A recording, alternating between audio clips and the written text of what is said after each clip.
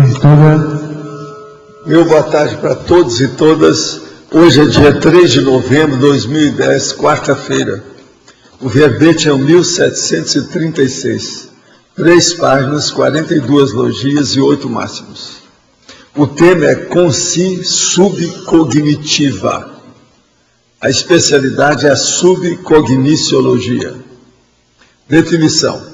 A consciência subcognitiva é a consciência intrafísica, homem ou mulher, ainda vivendo imersa no universo de profundo autodesconhecimento quanto às realidades da própria existência, em nível de ampla ignorância, medíocre, vulgar, sobre o megafoco evolutivo.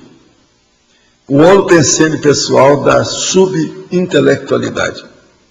A autopensionização manipulável. O porão consciencial. A robotização intrafísica. O trancamento existencial. A melancolia intrafísica, que é a melim. Agora, na argumentologia, nós temos aí a caracterologia, tem 16 categorias de consciência subcognitivas. Na remissiologia, entre os 15 itens, destacamos consciência não intermissivista, consciência problema, consciência sem megafoco, consciência intrafático e consciência trancada. Frase enfática. A existência de legiões de consciências subcognitivas é a principal razão do esforço da reurbanização e reciclagem da Terra, objetivando colocar a mega escola à frente do mega hospital. Você se sente liberto da condição de consciência subcognitiva? Você ajuda a quem ainda vive em tal estado primário de cognição? Eu quero dizer para vocês que eu vi aqui, tem um ar sobrando lá na intermissiologia, no fim da linha. E na frase enfática está faltando um espaço entre depois de principal. Eu vou examinar lá com calma. Agora, eu vou falar aqui vou responder 7 perguntas de ontem, porque ontem nós tivemos offline. Essa primeira pergunta eu já respondi, eu vou responder de novo. Eu não estou gaga, não. É porque essa já estava fora, tá certo? Ultimamente, quando faço EV, percebi que a mobília e as esquadrias, assim como as lâmpadas, ficam instalando. O que pode ser? Olha, em primeiro lugar, é necessário você ver todos os fatores físicos, materiais do ambiente.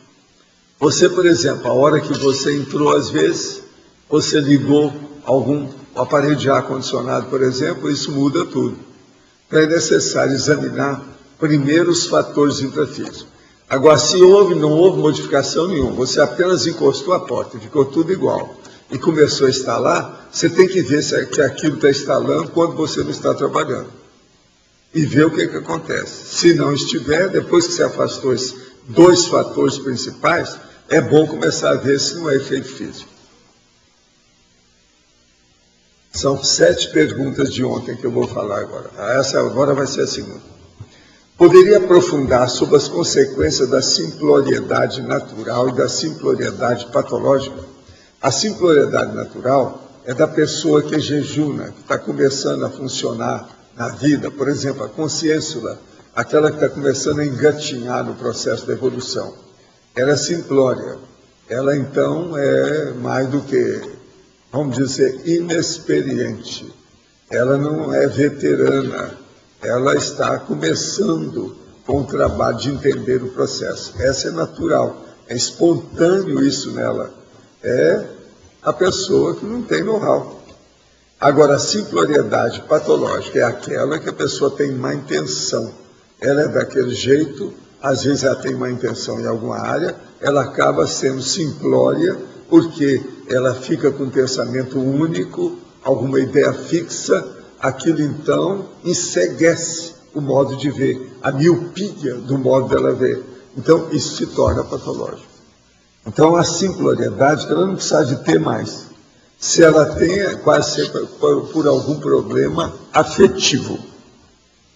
Meu ex-marido frequentava Umbanda quando namorávamos e eu estive com ele nesse centro, sem, no entanto, chegar a trabalhar lá.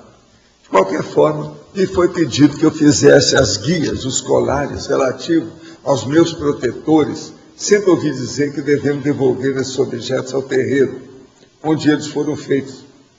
Mas a dirigente do lugar já dessomou e o centro foi fechado.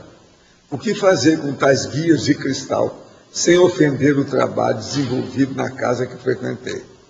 Mesmo que o despacho não tenha sido feito no local onde frequentei, esses objetos facilitam a ação de um despacho atual. De qualquer maneira, isso aí é claramente clássico como sendo objetos, né? Bagulhos, objetos problemáticos, energéticos, negativos. Então é bagulho energético. Primeira coisa que você deve fazer, enterra isso tudo. Esqueça. E outra coisa, vê o que segue atrás disso. A sua casa deve ter mais coisas, não são só esses colares, eu garanto. A pena que você não vai lá para ver. Tem uma colega arquiteta cujos negócios estão indo muito bem. Pela manhã, assim que ela abriu o portão, viu um mega despacho em frente à casa dela, com o nome dela dentro. Ela ficou apavorada. O que ela pode fazer para sair da situação? A primeira coisa, pega o despacho e enterra tudo que ela encontrar, se estiver na frente. Segundo, não esqueça do assunto e não tenha medo. Exteriorize energia, fica firme. Em fatologia, na quarta e quinta linha, o senhor pode aprofundar sobre a necessidade de a consciência miscivista estar alerta a respeito das influências da simploriedade gerada pelos seres lavados cerebralmente. Não, a gente tem que ficar de olho, às vezes, nessas pessoas ingênuas, inocentes, pueris, infantis, e ficam enroladas devido à lavagem subcerebral na cabeça delas. Para a gente não ir no bico disso. E outra coisa, examinar de vez em quando, por exemplo, dentro do nosso círculo de relações, se tem muita gente lavada cerebralmente, e se essa lavagem cerebral está influindo no nosso relacionamento com essas pessoas. Isso tudo é muito importante, educado. Poderia comentar sobre o nome simplicidade e complexidade, isso aí nós falamos muito ontem. A simplicidade é o processo da pessoa que está começando. Então, por exemplo, o feto, do ponto de vista do corpo, ele ainda é simples. No entanto, ele é complexo dentro dele. Porque ele é um corpo que vai crescer. Agora, a complexidade de a pessoa adulta é superior ao cérebro do feto. Então, vamos entender bem o processo pela simplicidade e complexidade. O feto, nesse caso, seria simples. E o adulto seria complexo. Olha só o cérebro, que é o objeto mais complexo que tem nessa dimensão humana. É o cérebro humano. Uma outra ainda de ontem. O senhor tem conhecimento de alguém aqui do IPC de Belo Horizonte que comparece em casa no sentido de verificar e ajudar com as energias negativas? Estou com problema de cheiro e fumo e tabaco aqui. O senhor falou para mim que isso é coisa de terreiro de Umbanda. Só que nunca frequentei. Aqui ninguém fuma. O senhor poderia olhar esse meu caso? Observa se alguém, se você recebeu visita, se você recebeu algum presente. Por exemplo, um vaso de flor, alguma coisa nesse sentido, tudo pode ser despacho. Isso tudo tem. Vocês sabem, eu sempre contei aquele caso que foi um auê. O povo ficou com medo de mim. Me chamaram numa casa para ver a casa, porque estava acontecendo umas coisas. Aí eu falei assim, entrei lá com calma. Aí, rodo tudo e falei assim, não, só tem uma coisa aqui na casa brava. Esse vaso de flor. Não, mas o vaso de flor, aí deu aquele...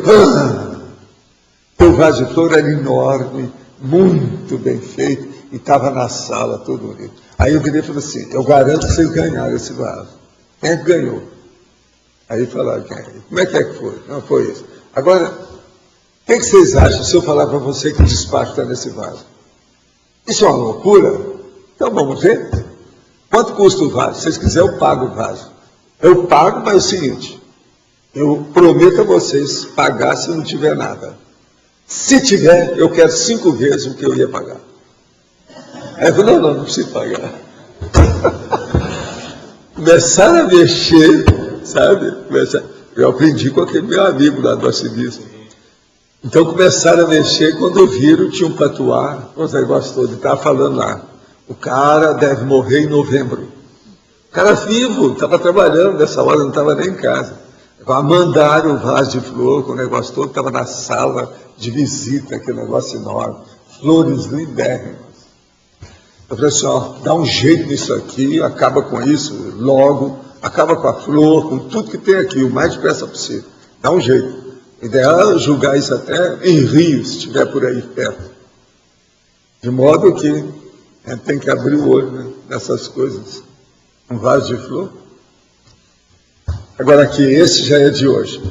Concordo plenamente com os princípios da conscienciologia. No entanto, sua construção científica me traz dúvidas. Os princípios da cientificidade de qualquer conhecimento são, aí ele descreve, observação, descrição, previsão e controle. Ô, companheiro, sendo assim, como toda a experiência conscienciológica é estritamente pessoal, como posso tratá-lo como uma ciência? É uma ciência nova, eu chamo que é a neociência, é outra coisa, você leu pouco.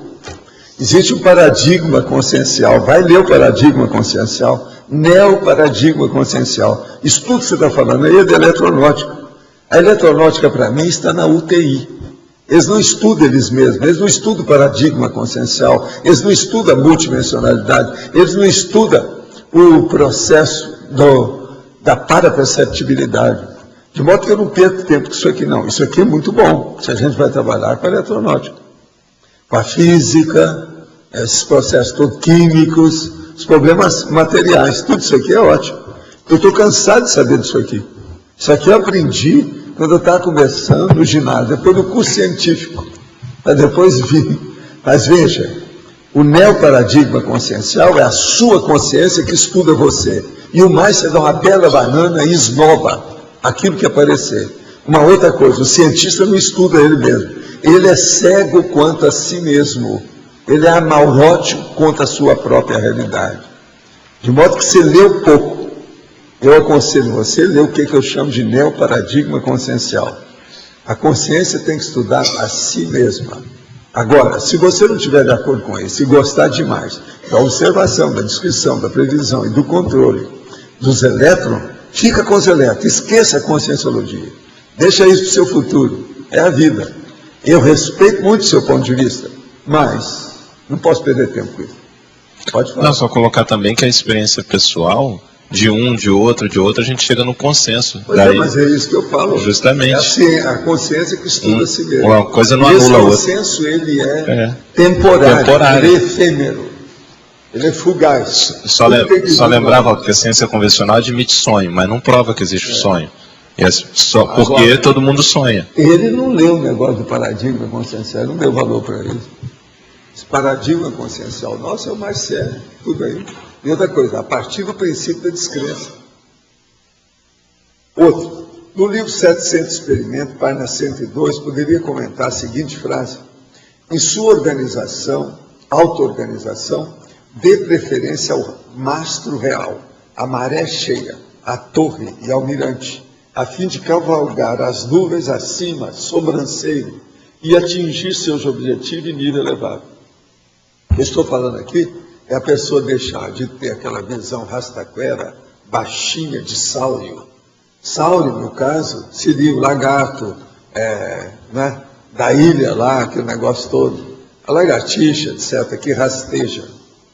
Deixar do macho-macho e começar a voar as nuvens. É isso que a gente quer dizer. Então, a pessoa deixa de ter a monovisão para ter a cosmovisão. É aquilo que nós trouxemos esses dias, um verbete chamado sobrepairamento. É isso? A gente não discutiu aqui sobrepairar? Então, é justamente isso aqui que dá. De modo que para a senhora, eu quero te lembrar, verbete sobrepairamento. Você vai entender tudo que nós estamos falando. É justamente isso, ó. As coisas altas. Veja bem. Mastro real, maré cheia, torre e mirante. Tudo é um processo aí que a gente está falando do ponto de vista marítimo, né? Isso é para marinheiro. Poderia explicitar a referência do uso para chips pelos amparadores no verbete que o professor escreveu sobre o assunto? Poderia falar sobre as mudanças que ocorrem na vida da consciência a partir do momento em que ela começa a voluntariar na conscienciologia? O caso é o seguinte: os amparadores, eles podem colocar algum processo realmente no corpo da pessoa para ajudá-la na questão do desenvolvimento para si. Mas isso só é feito quando a pessoa já atingiu um nível, por exemplo, de mini peça dentro do maxi-mecanismo interassistencial multidimensional. Eles não podem fazer estudo evolutivo. Então, o estudo é feito com estudo de evoluciólogo, a quiescência da própria pessoa, ela é tirada do corpo, enfim, as coisas como é que são, ela mesma é que decide se topa ou não topa, e tudo dentro da meritocracia. É assim que ocorre o processo. Eu vou te pedir para você ver na internet para mim essa expressão. A expressão existe, tá? Eu quero ver se a sua internet, o que está falando sobre isso. Pode falar. Valdo, aqui a questão da consciência subcognitiva, a gente pode ter um caso de uma consciência subcognitiva de QI elevado? Pode. Pelo seguinte, por causa da paixão. Ela é super, vamos dizer, de alta concepção de ideias. No entanto, ela tem uma paixão que predomina, ela fica, então, arraigada dentro do processo, a consciência fica regressiva, ela fica subcognitiva, porque ela não sai do lugar. Ela estaciona, ela fica inerte. Entende? Há uma estagnação. Isso aí é um problemão. Você deve ter conhecido gente assim. Na universidade tem muita gente desse jeito. Justamente, a gente vê também na questão ideológica, né, política. Uma outra coisa, alguns desses são aqueles que eu chamo de confusinos. Confusino é o apelido que a gente dá para a pessoa que é confusa. Ela, vamos dizer, tropeça nos próprios pés. Entende como é que é? Esse aí que é o confusino. Geralmente, os confusinos, às vezes, eles são muito inteligentes, eles são capazes de elaborar o pensamento assim, ó, super rápido com você. Mas não há fixação, não há encaminhamento dentro da matriz básica do megafoco. Não há linearidade também. Não. Então, agora, isso aí é o problema. A dispersão pode ser um grande fator para o confusino? Isso é dispersão. O confusino é isso, né? Isso é dispersão. Uma coisa puxa a outra. Aí é uma série de trafalhos que podem, vamos dizer, juntos, criar o problema para isso aí. Agora, por exemplo, uma outra coisa séria nessa questão da paixão. Aí, no caso, aquilo que eu estava falando para você, o negócio de entusiasmo.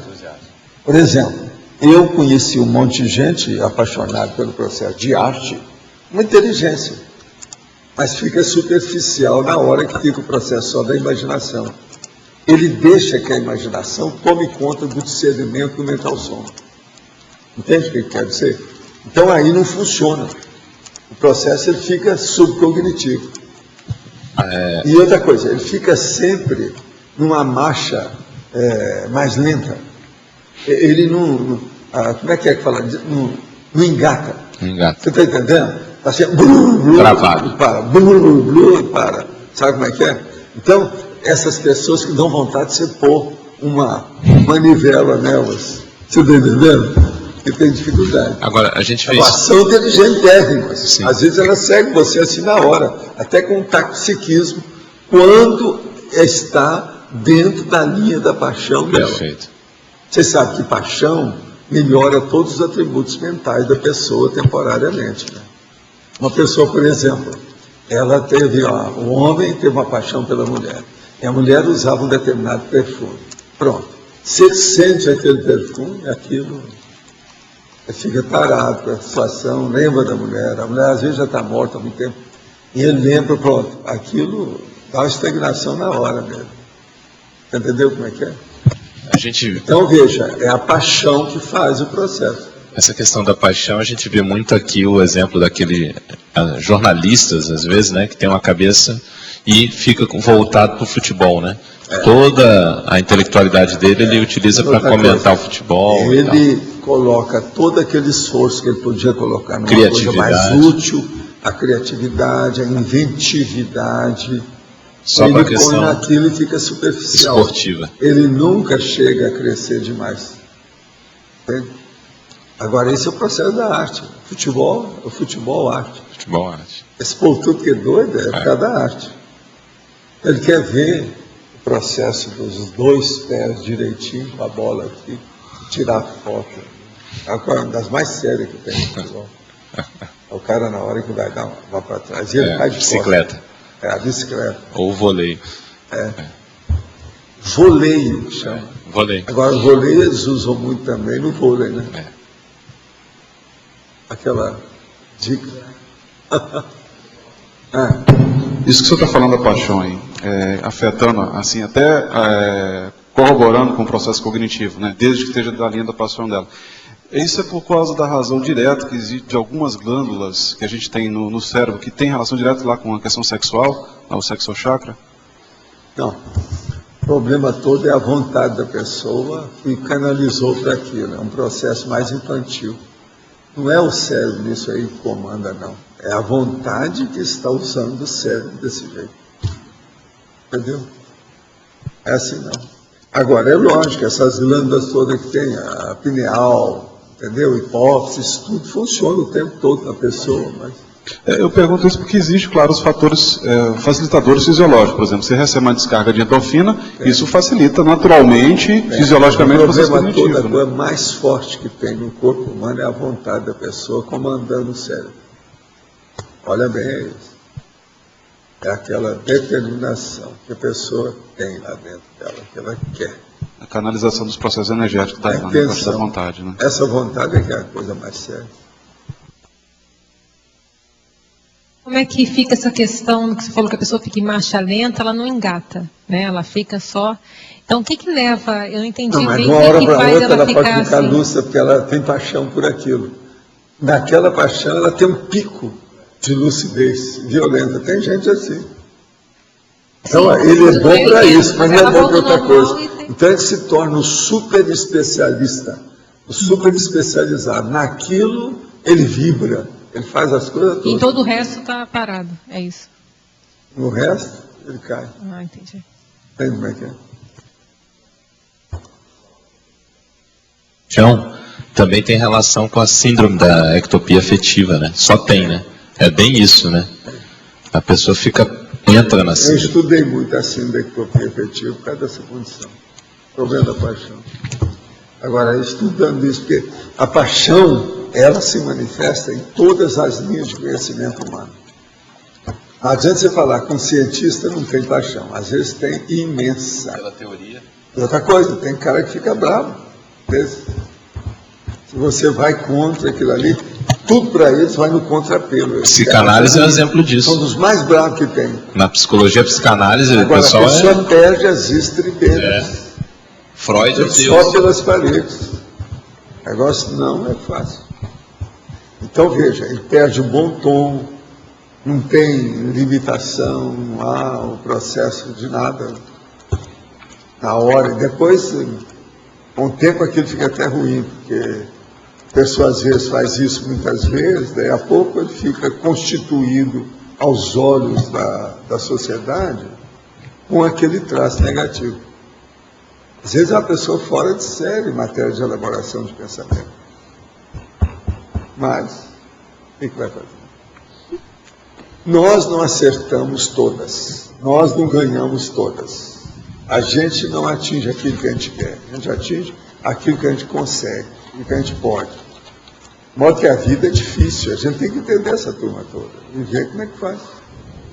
Valdo, na tecnologia aqui da página 29, a primeira técnica, né?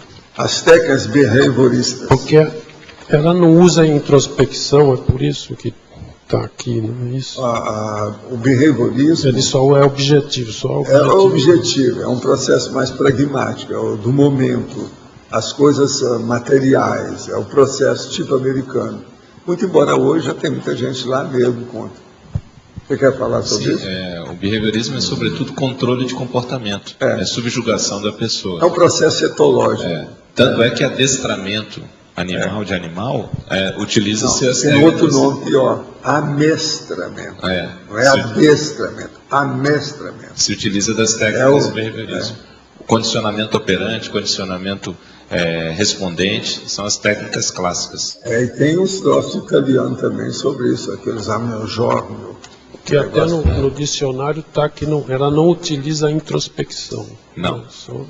O behaviorismo, ele cortou todo o processo Outra coisa, é do Burroughs, é de alto nível. O cara era inteligente, o Burroughs era super inteligente. É o Burroughs Skinner.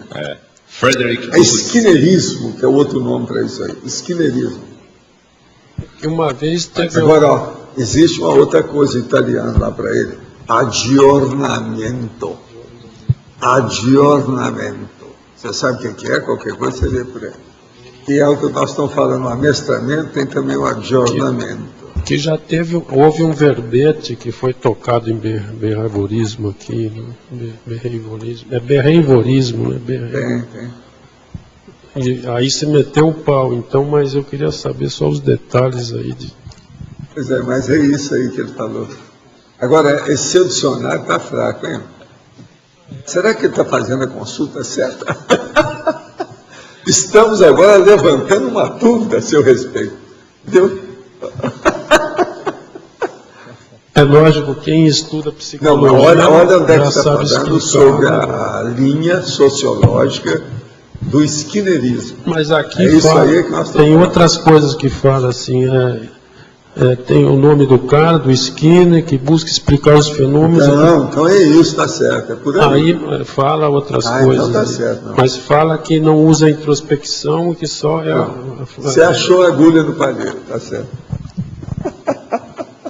Retiro o que eu disse. Só para clarear, behaviorismo é comportamentalismo. Então, houve uma É valoração. etologia. Fala a coisa, Uma e é valoração Skinnerismo. O nome dos- correto é esse. Que o objeto da psicologia se restringiria ao comportamento. Por quê? O comportamento seria a única coisa visível, observável. Por isso que é uma priorização do comportamento. Daí comportamentalismo ou behaviorismo.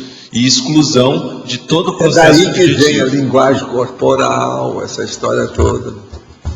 Tudo vem disso.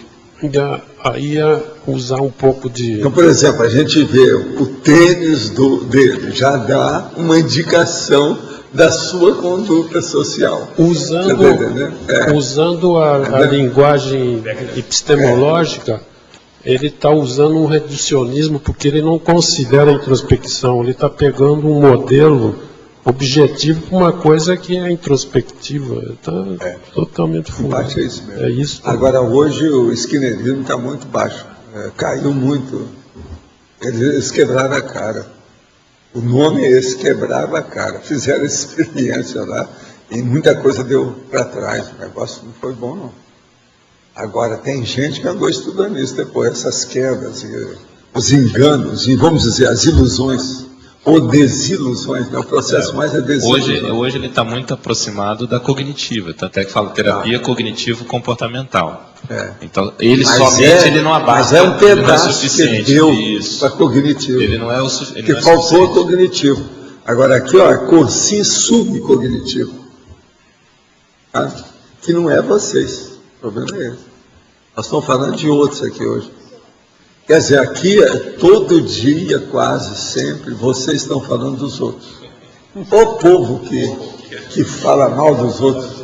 A diferença é que o locus de controle no behaviorismo é externo, enquanto que as outras psicologias são, o locus é interno. Aí, no caso, no behaviorismo, é no paradigma Sei, fisicalista. mas, esse locus interno da cognitiva comportamental é outra condição. Não, eu falei Estou locus analisando, externo. mas É externo. Porque está focado no objeto e não na consciência.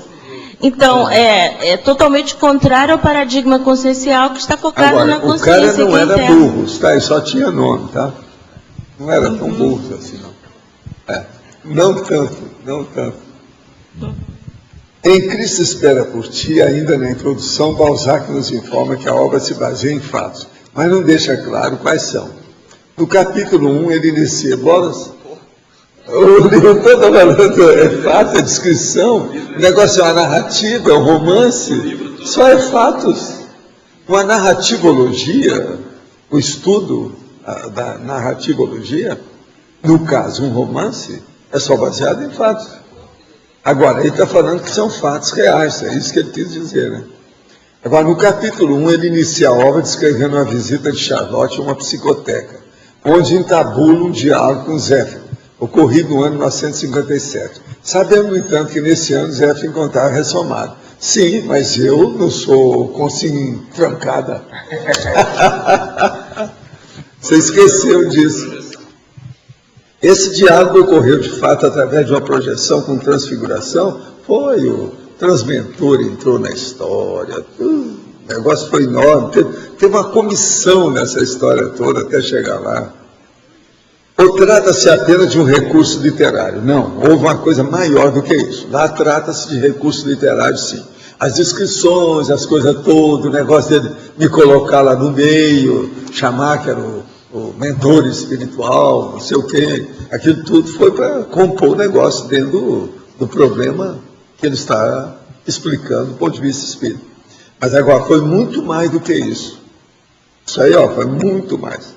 Falando agora sobre o capítulo final, a narrativa de Balzac parece descrever o planejamento de uma proex durante um curso intermissivo, pela qual Charlotte procuraria recuperar débitos egocármicos e grupos-kármicos através da interassistencialidade policármica, ao empregar dotações para a psique na ressoma próxima.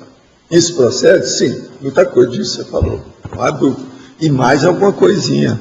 Porque o problema todo é o estudo dela, principalmente da personalidade dela, mas também do Florian, do médico, que é a reação da época, ver como é que era a manifestação, por exemplo, social, os processos sociológicos do ambiente, lá do Midi, do Languedoc. Isso é que é. O romance todo está mostrando essa realidade. Agora, outra coisa. Você sabe que a turma que esteve lá descobriu uma casa que é a descrição do livro, né? Te falaram isso? Mas eu quero ver se eles viram mesmo. Não, fizeram filme. Eles vão trazer os filmes para mostrar aqui. Vão trazer o filme de Carcassonne para ver. Agora, se de ver um dia que esteja a turma aí a mal, para ver como é que é. Mas deve ser aquela casa que vem até o passeio, que vem até a passagem da rua, tal. Tem um jardim de lado. Falar que tem tudo igualzinho. Vamos ver se é a tal. Agora, naquela época, ou seja, há mais de 150 anos, quer dizer, mais de um século e meio, havia tudo isso lá mesmo. Deve ter, às vezes, remanescente, a gente não sabe se as casas continuam. Agora, uma coisa, a Cité continua do jeito que era. Essa não caiu, a cidadela está lá, com aquele pedregulho todo que tem, a pedreira enorme que tem, como é que tem que ficar, né? Outra coisa, tem as portas. Eles olharam que levaram o livro para ver a descrição geográfica e acharam que é tudo igualzinho. Tem a porta, Narbonese, aquele negócio todo. Pois é, vamos ver. Não, é importante para o enredo, o script. Semana passada fiz um atendimento no meu consultório, onde uma paciente que começou a ir a uma igreja evangélica entrou em surto psicótico. Ela me disse, entre outras coisas, que quando se aproximava de uma pessoa que achava que não estava bem, começava a verter suor de suas mãos. O que eu pude visualizar quando ela apenas pensou em alguém. Aí vem minhas perguntas. Esse suor pode ser ectoplasma materializado? Não. Isso aí é o neurovegetativo. Porque há algumas pessoas que não suportam o processo religioso e entram em surto psicótico. É autoassédio. A pessoa em surto mantém um contato maior com a consciência, às vezes ela é dominada pela consciência. As vozes de comando que mandam as pessoas se matar são de consciência ou é o processo cerebral orgânico interno? Tem tanto uma coisa quanto outra. Pode ser a própria pessoa, que ela faz a autossugestão, e pode ser também consciência baratosférica, braba, que faz isso. Se esse processo está associado com extrafísico, por que na maioria dos casos melhora apenas com medicação antipsicótica? A medicação melhora a reação neurológica da pessoa, que é a psicose, está falando aí. Ela melhora, é lógico. Se melhorou a consciência, vai melhorar tudo. Então, o remédio, às vezes, é muito importante e tem seu valor. As consciências subcognitivas seriam consciências recém-vindas de vivências subhumanas recentes, vivenciando ainda aspecto instintivo, sexualidade, alimentação, moradia, sem maiores interesses mentais somáticos. Pode ser uma parte, as outras partes não são. Depende do percentual, depende daquele caso. Esse seria, além das urbanizações extrafísicas, um dos motivos da superrotação dessas consciências na Terra atualmente, até um certo ponto. Há dúvida. Agora, a subcognição é um fato. Na abertura de 18 de outubro, teve uma pergunta sobre por que, antes de dormir, ela ficava repassando mentalmente o que aconteceu durante o dia. O senhor respondeu que talvez seria uma forma de os amparadores mostrarem que ela pisou na bola em alguns momentos, sentiu raiva das pessoas, agiu de forma anticosmoética, etc. E que ela deveria tentar reparar esses pecadinhos. Mas isso é muito difícil para mim. Para ser bem sincero, é tão bom ficar remoendo as coisas, sentir raiva das pessoas, desejar que tal pessoa pague pelo que ela me fez de ruim, fofocar. Não que eu seja uma pessoa terrivelmente má, não. Você não é. Não, quanto que a gente dá para ela de maldade? Não pode tirar, porque do jeito que ela está falando. Só estou sendo bem sincera comigo e com as pessoas que assistem a tertúlia. Sim, você é uma assediadora intrafísica, bem clara, tá certo? Olha o seu nome, ó. Olha o seu nome, presta atenção. Se você colocar aí uma expressão de uma sílaba antes do seu nome, o que dá? Presta atenção, se é isso? Eu não estou falando seu nome. Do ponto de vista somático, essas coisas fazem mal, liberando uma porção de hormônios nocivos. Do ponto de vista cosmoético, isso significa estagnação? Não. É regressão. Você não saiu ainda da baratosfera pensando desse jeito, você ainda está lá. Uma outra coisa, cá para nós, uma perguntinha cretininha. Você é consréu? Você é consciente que você é consréu? Você já leu o livro Homo Sapiens Reurbanizatis? O que você acha? Seria bom você ver. Agora, se você é consréu, qual é o tipo daquela seita que eu descrevo no livro que você é? É só a gente pesquisar lá que vai ver esse tipo lá dentro. É uma das seitas. Mas como uma coisa tão ruim pode dar tanto prazer? Já pensou? Você acha que você foi genocida na vida anterior? Você foi torturadora na vida anterior? Você foi enforcador de gente, aquele cara que enforcava os outros na vida anterior? Pois é, não, primeiro enforcador, agora tem outros. Entende? Depois é que veio o carrasco no fim. Você acha que você foi carrasca na vida anterior? Você acha que você foi alguma coisa da Igreja Católica? Vocês já falaram. Como isso pode ser explicado, excluindo essa questão do assédio? Ou seja, eu com eu mesma. Não tem jeito de excluir. Olha, não tira o corpo fora, não. Enfrente-se. Agora, olha, é incrível a sua situação. Raciocina bem. Agora, ó, parabéns. Você tem um aspecto bom. Você é sincero. Isso é uma beleza. Não é todo mundo da baratosfera que chega aqui e confessa assim. Gente, olha aqui, eu vou marcar. Sentiu raiva e teria que repassar, mas é muito difícil para mim. Para ser bem sincera, é tão bom ficar remoendo as coisas, sentir raiva das pessoas, desejar que tal pessoa pague pelo que ela me fez de ruim, fofocar, etc. Depois, ela repete. Mas como uma coisa tão ruim pode dar tanto prazer? Escuta, você já se tratou como psiquiatra? Seria bom de estudar. Se essa pessoa chegar aqui, é bom a gente ver. Eu não vou falar o nome dela, mas para vocês lembrarem, ela tem 3 nomes, é uma senhora, tem 3 nomes, todos os 3 nomes começam com F. Se alguém aparecer, porque isso é muito raro, se alguém aparecer, vocês vão saber quem é. Os 3 nomes começam com F.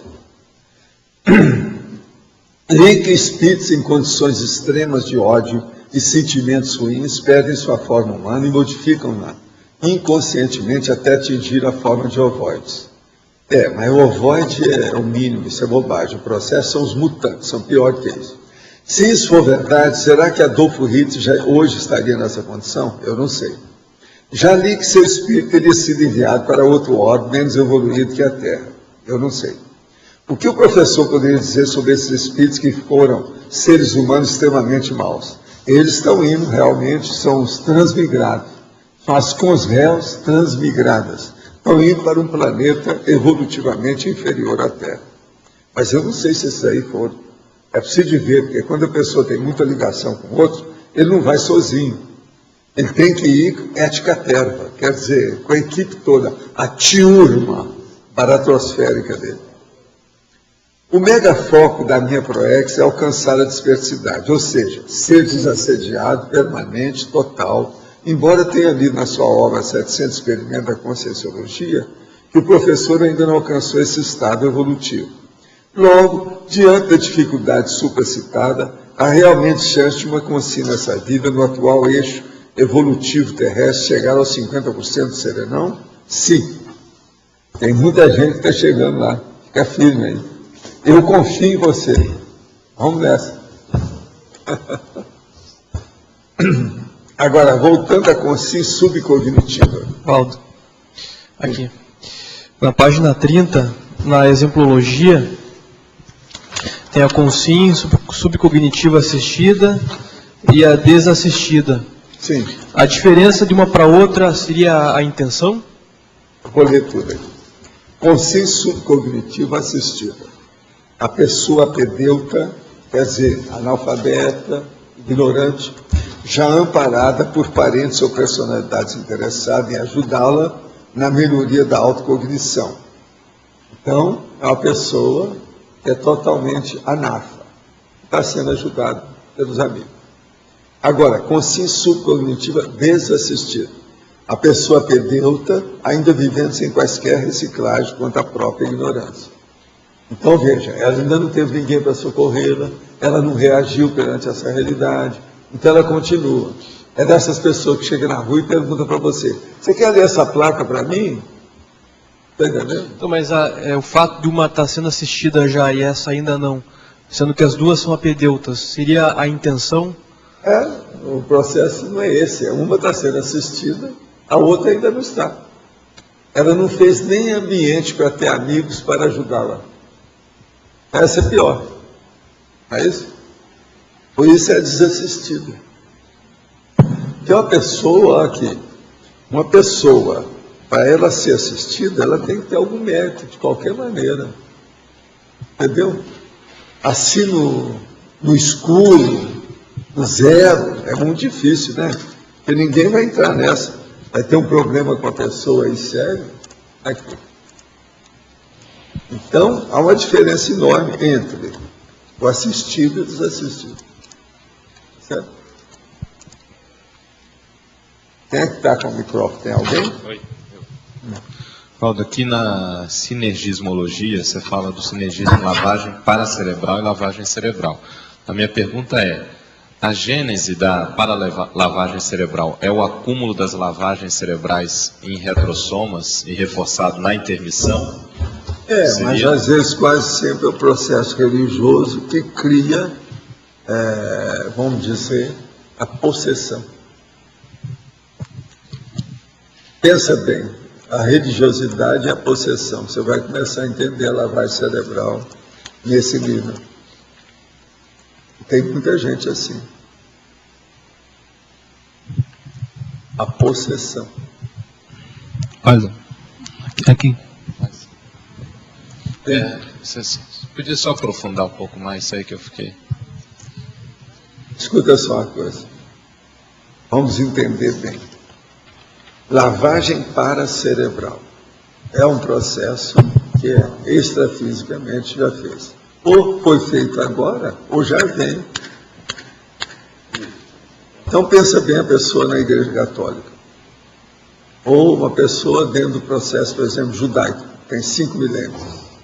Já vem dentro daquilo, com a mesma equipe, ele já ressoma dentro de uma família nuclear da mesma área. Então, por isso que eu perguntei. Então, veja, há uma lavagem paracerebral enorme.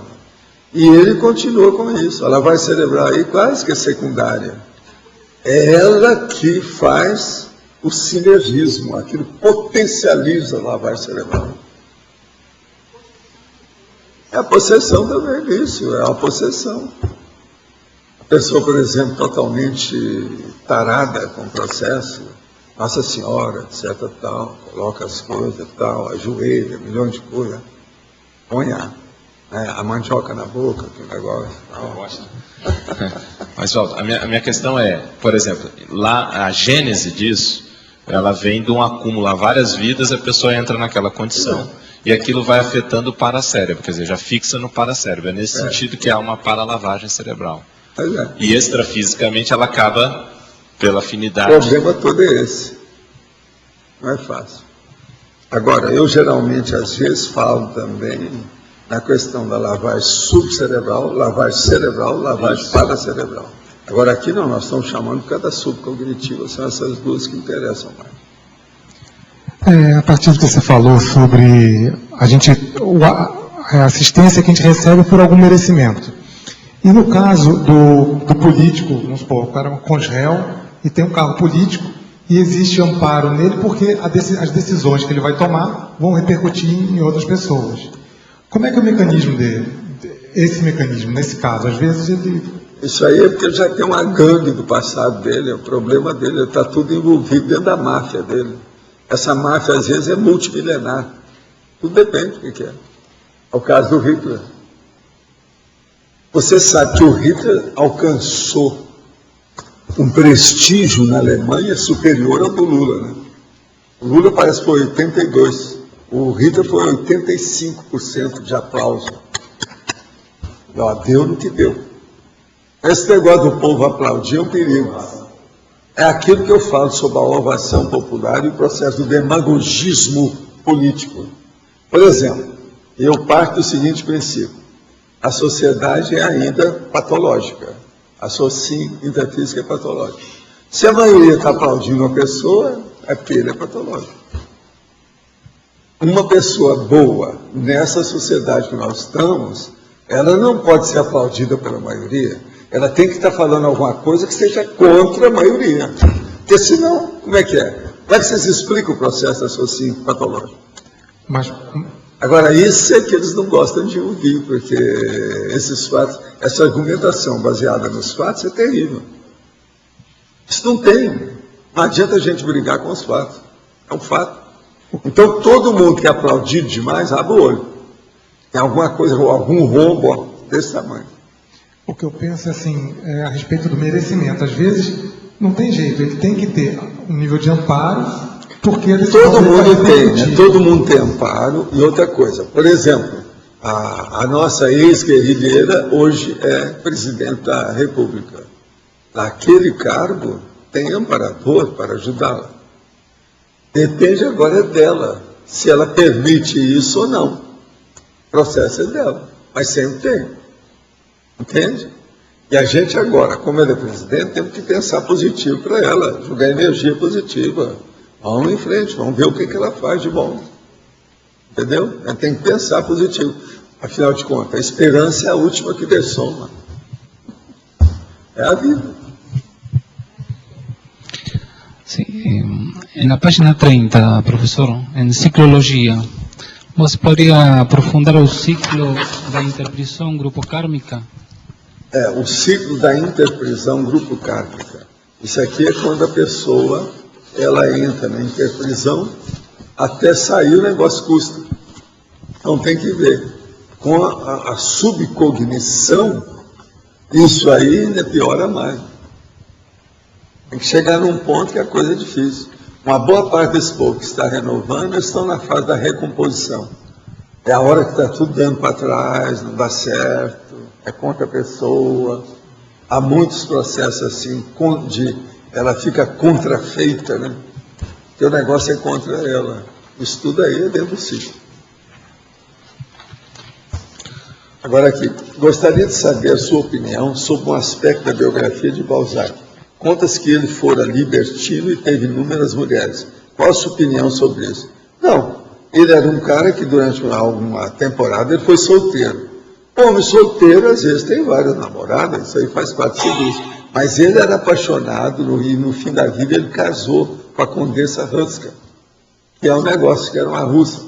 Então o negócio é o seguinte, a paixão dele maior não era bem por mulheres, era pela monarquia. Esse foi o erro dele, mais bravo. E outra coisa, ele era desorganizado em certas coisas, principalmente do ponto de vista de dinheiro, etc.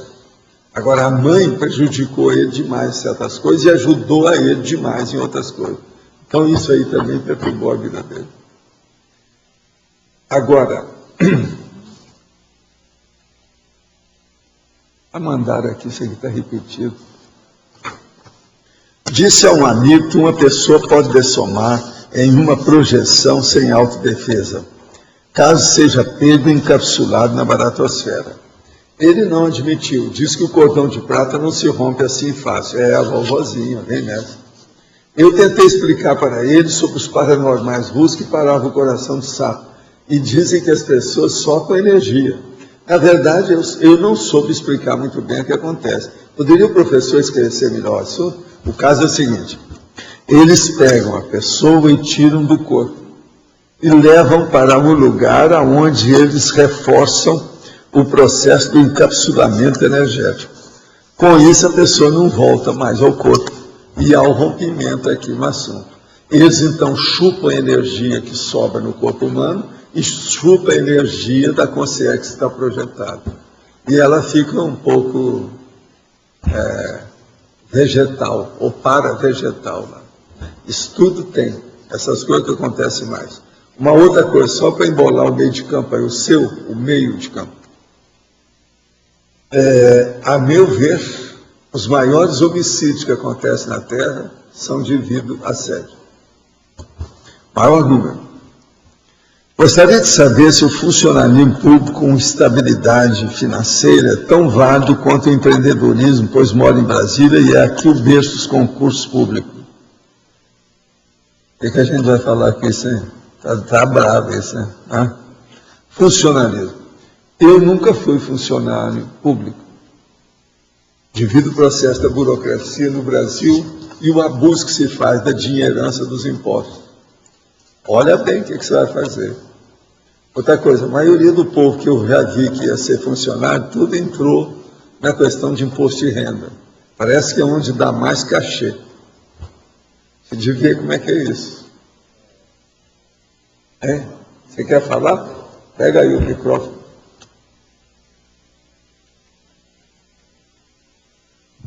Professor, outro dia, esses dias que eu estou aqui, eu conheci um rapaz da Receita Federal.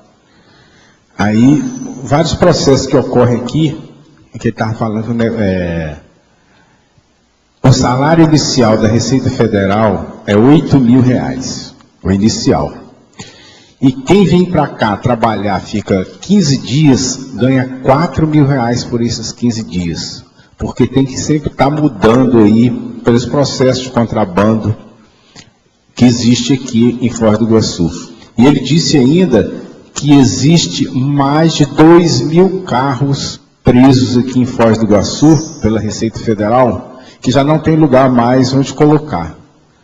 E por isso que as mercadorias, ele fala assim... Mas esses dias distribuíram centenas desses carros para as obras de assistência social. Tá bom? Então é R$8.000 o inicial.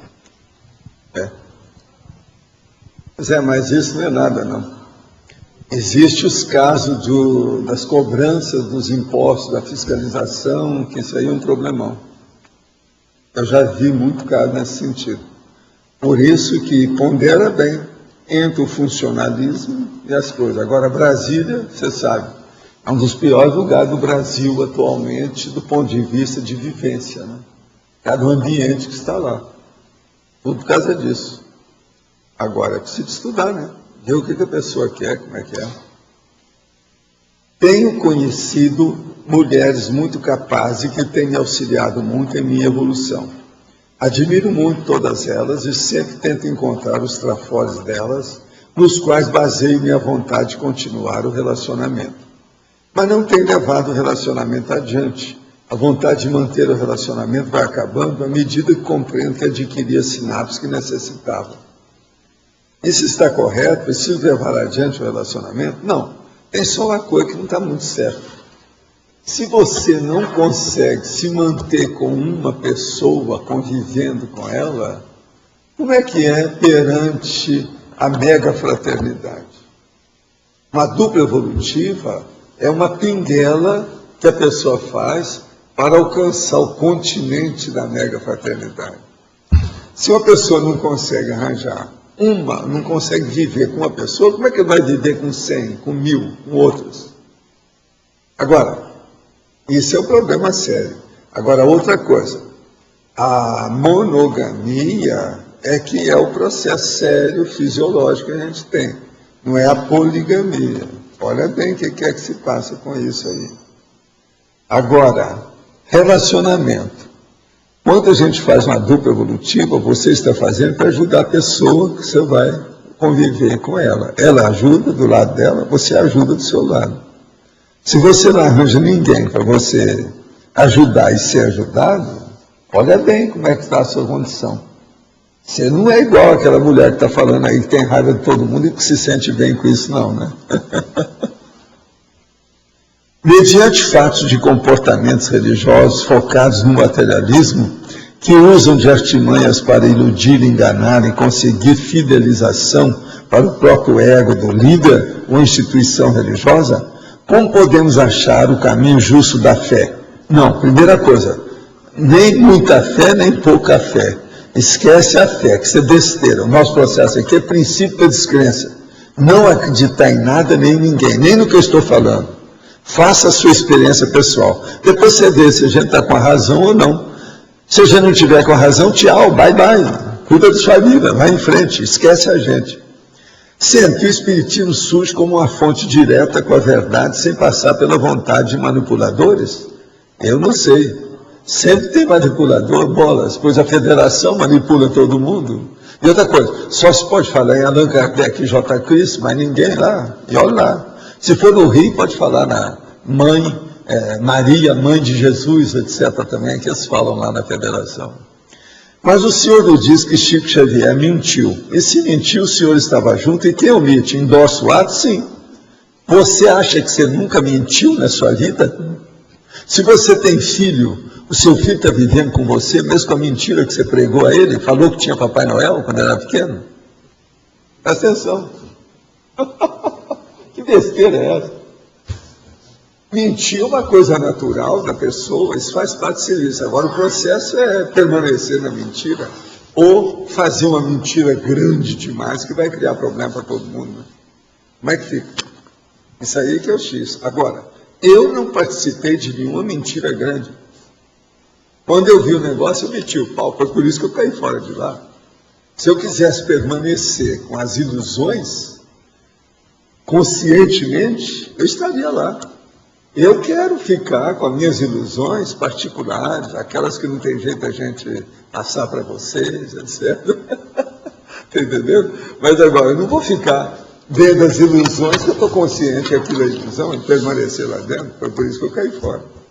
Eu quero fazer pesquisa para entender o que é ilusão daquilo que é fato. O que é aversão, o que é o fato. Então vamos entender bem como é que é isso. Professor. Agora, Chico, presta atenção.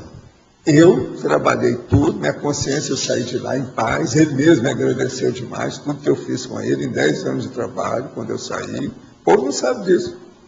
O Chico me agradeceu, eu era um pai para ele na terra, depois que o pai dele morreu. Ele mesmo falou isso para mim. Agora, eu era filho dele, eu tratava ele como se fosse mesmo a minha mãe. Negócio sério. Agora, o que se passa? Tudo que eu pude, eu fiz. Saí de lá com a consciência tranquila. Quando eu saí, foi uma beleza. Sabe? Aliviou minha condição, a situação toda, os processos todos, porque não foi fácil. todo o trabalho que nós fizemos calado. Agora, nunca reclamei nada, nunca chorei pitanga sobre nada disso, entendeu? Vamos levar o negócio com bom tom e otimismo, porque senão nós estávamos perdidos, você não podia fazer nada. Você. Professor, o senhor traz o aspecto aqui do megafoco e da subcogniciologia, essa especialidade. O senhor fala a questão de que a pessoa pode ter pelo menos pelo que foi colocado aqui, me parece que a pessoa pode ter um nível de investigação, um nível até de pesquisa mental somática, só que se ela não aplica os princípios do curso intermissivo, não vai mais fundo em termos de autopesquisa, ela fica dentro da subcogniciologia, então. E às vezes, por exemplo, a pessoa tem um QI avançado. Ok. Mas teve repressão demais na infância. Pronto, já cria um problema. A outra mulher, como eu vi agora há pouco tempo, eu tratei de uma aí. Um QI avançadérrimo. Abusar dela quando criança. Problemão. Entende? Então, isso aí cria aquele estigma, um recalque, alguma condição, que a pessoa às vezes está lá em cima, daqui a pouco ela está cá embaixo. Isso gera a insegurança. Tudo isso, a base toda é emocional, é afetiva, é um processo mesmo de reação animal, né, da pessoa. Uhum. É um processo instintual, como eu chamo, instintivo. Sim. Agora, professor, como fica aquela... Eu lhe perguntei isso ontem, inclusive, aquele cientista que pesquisa, mas que não aplica os princípios da intermissiologia. Então, ele tem um padrão alto de mental soma, mas ele não aplica o parapsiquismo, não... Tem, daí. Pois é, ele tem todas as condições mentais somáticas. Chegou naquele nível dele desconfiar do que seja o prioritário do ponto de vista da evolução. Esse não chega dentro da intermissividade do curso intermissivo. Eu preciso ter chegado a um nível que ele já prioriza alguma coisa da evolução, se interessa por isso, ajuda os outros. O que adianta uma pessoa de alto QI, alto quociente intelectual, etc., se ela só pensa em si? Nesse ponto, ela não tem QI nenhum. Ela é um bicho, um animal. E tem tudo disso. Uma pessoa ter gênio em matéria de distinção das coisas, até muito discernimento em certas coisas, não quer dizer muito não. É preciso ver o que ela faz com isso. Se aquilo predomina na vida dela, senão não adianta nada. Então, os masterminds são justamente esse caso. Os caras que, por exemplo, não, eu não matei ninguém, sim, mas ele é que organizou a quadrilha para matar as pessoas. Sim. Falaram que aquele jogador foi isso, né? Ele é que articulou tudo, ele não matou, mas ele articulou as coisas, foi isso que falaram lá no julgamento. Tem um monte de gente assim. Então, a pessoa falaram também dessa que hoje é presidente. Ela não assaltou o banco, não fez nada. Ela articulava tudo, foi ela que programava tudo, como é que era, de que modo que era. É muito pior, é a mastermind. Tudo que foi feito decorreu dela. Mas foi ela que desencadeou o processo. Então, veja, ela é mais guerrilheira do que a gente pensa. Vamos ver o que vai dar. Muito pensamento positivo para ela. Agora, esses casos, o que me chama a atenção é a gravidade. A pessoa tem todas as condições, todo um padrão altíssimo de mental soma, tudo preparado. Não, e só falta dar o salto. É a falta de prioridade. A boboquice de ficar no pior. Sim. Isso é que é o pior. Fazer o mal para os outros é uma coisa tão antipática. Olha, esse caso dessa senhora, nesses 8 anos que nós estamos aqui, eu não vi ninguém tão sincero e tão franco como essa senhora, de falar que ela gosta de ter raiva dos outros. Isso deve ser tipo americano, essa nossa amiga aqui. É aqueles que vão lá para ver a pessoa ser enforcada na cadeira elétrica. Se for possível, toda vez. Eu encontrei um cara nos Estados Unidos que era assim. Aí eu adoro ver. Lá na Califórnia. Já tinha visto vários morrerem. Ele era torturador indireto. Ele era carrasco indireto. Ele era homicida indireto. Enfim, igual aos outros. Então, por exemplo, nesses 8 anos eu não vi ninguém com essa sinceridade. Você lembra de alguém aqui Mesmo aqui fisicamente, antes de nós termos online, eu nunca vi.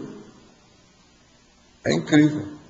Agora veja, nos Estados Unidos, o povo faz piquete para ver as coisas, para matar os outros, aquele negócio todo na rua. São um monte de pessoas igual a ela que saem na rua.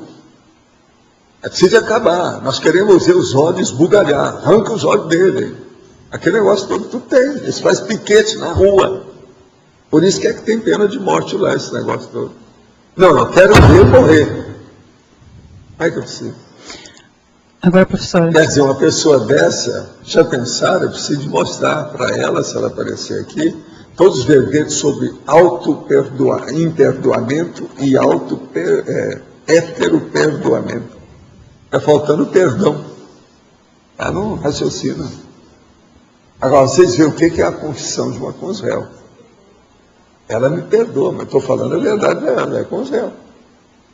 Alguém quer defendê-la aqui? O negócio é fácil. Para.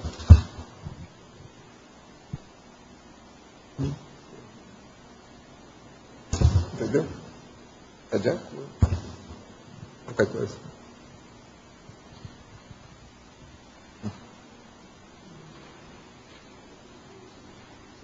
Esse negócio de nome. Professor, nesse caso, o senhor está anestesiada?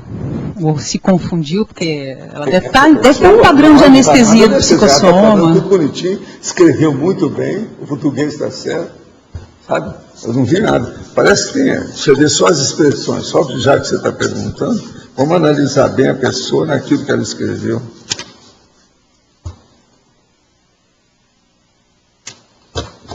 Não, por exemplo, ó, mas como? Mas isso é bobagem. Não tem nada de mal, mas está perfeito, ela escreve muito bem. E ela diz, ó, não que eu seja uma pessoa terrivelmente má, só estou sendo bem sincera comigo com as pessoas que assistem a tertúlia. Olha, você é a pessoa mais sincera, repito, que já houve aqui nesses 8 anos conosco. Nunca vi uma coisa dessa. Mas, professor, por exemplo... Outra coisa, ela não é de origem alemã, não. Vocês estão pensando que ela é nazista? Não é. Professor... Mas por exemplo, se ela tem... Parece que ela tem prazer nisso.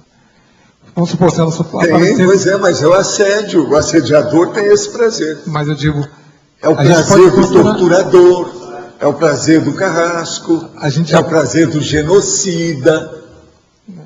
Mas a gente pode considerar que ela está procurando ajuda? Ela? Do jeito que está ainda, não tem nada de ajuda, não. Que é isso? Ela está expondo a situação e mostrando para todos. Outra coisa, ela fez questão de dizer para todos, para todo mundo ficar sabendo. Entendi. Ela está se expondo mesmo. Ela está se exaltando com a situação. Entendi. Eu tenho uma pergunta aqui, aqui na efeitologia, na página 30, que... para mim tem toda a lógica aqui com o verbete, né? Os efeitos evolutivamente prejudiciais do descomprometimento com a própria consciência.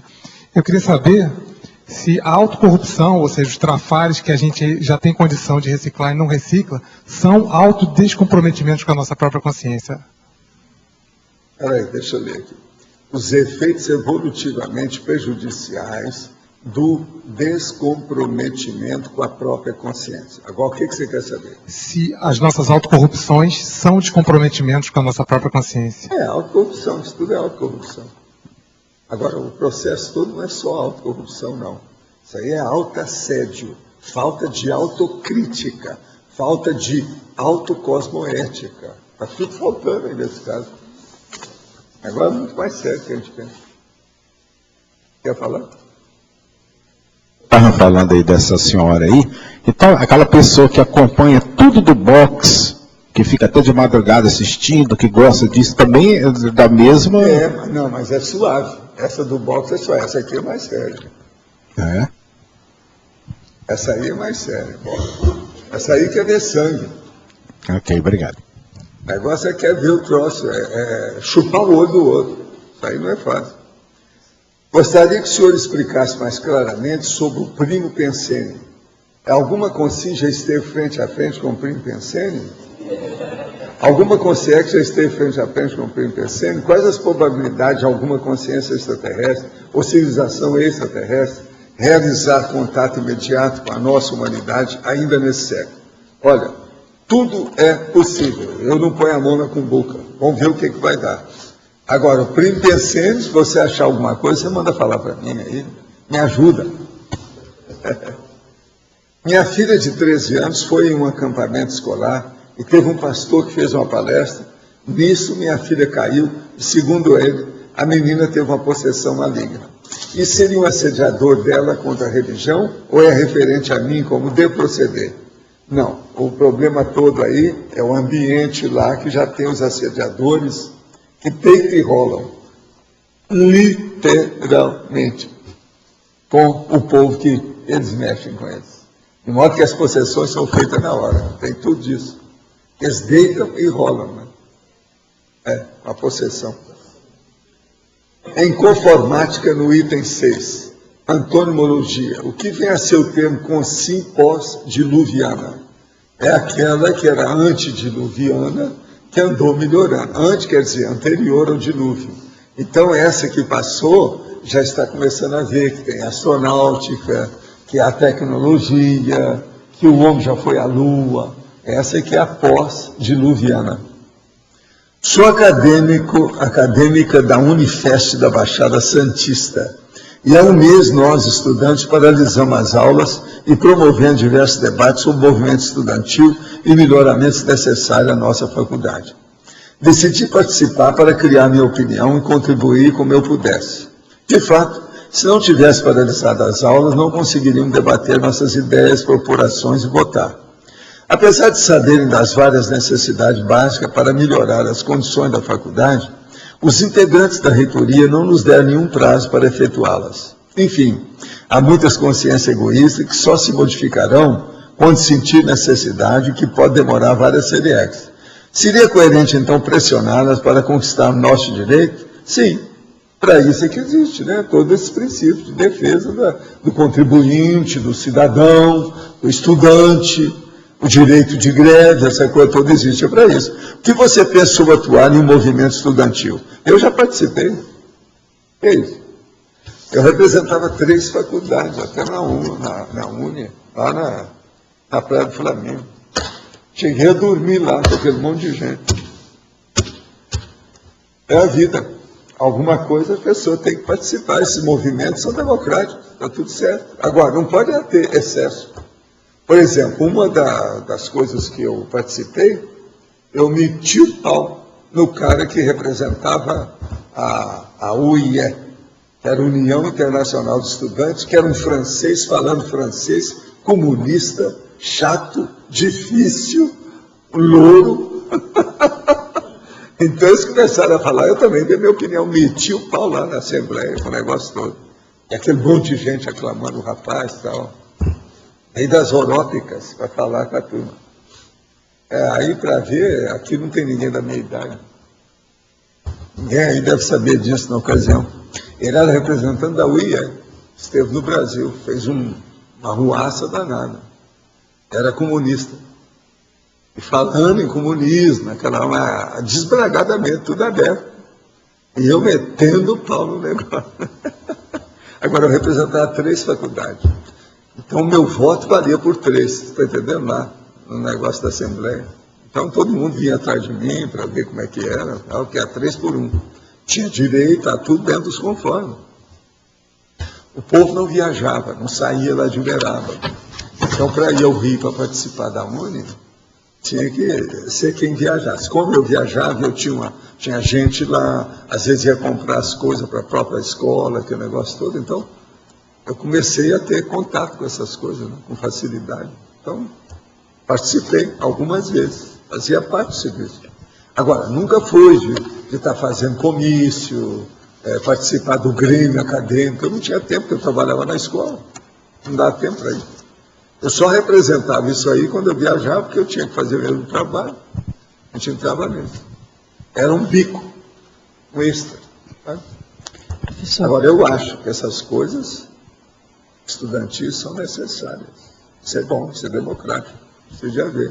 Ainda mais nesse regime nosso de representatividade através de vereador, deputado, senador e com urnas eletrônicas falsificáveis. Isso aí é um perigo. Precisa de ter mesmo. Como é que fica? Urnas eletrônicas. Quando é que eles vão colocar papel nessa eleição? Hã?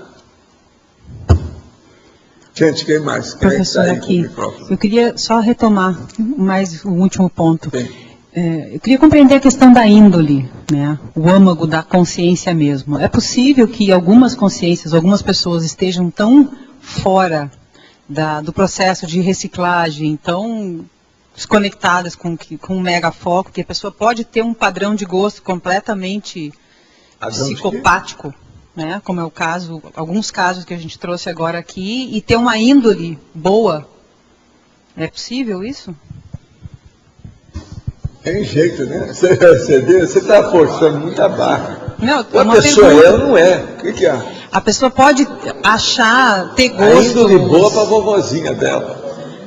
Não, eu pergunto isso em termos de... Não sei, a pessoa ter um gosto completamente uma pessoa que está com desvirtuado. raiva dos outros igual essa, você vai ficar perto dela? Você quer viver com essa pessoa? Não, claro que não, mas existe alguma possibilidade. Outra coisa, ela ainda confessa isso claramente. Se a pessoa ela com machado na mão, você não vai ficar com medo? Aquela machadinha dos filmes, sabe? Não é fácil. Mas mas a machadinha que tem mais. A machadinha é mais ou menos um negócio assim, ó. Vai dizer.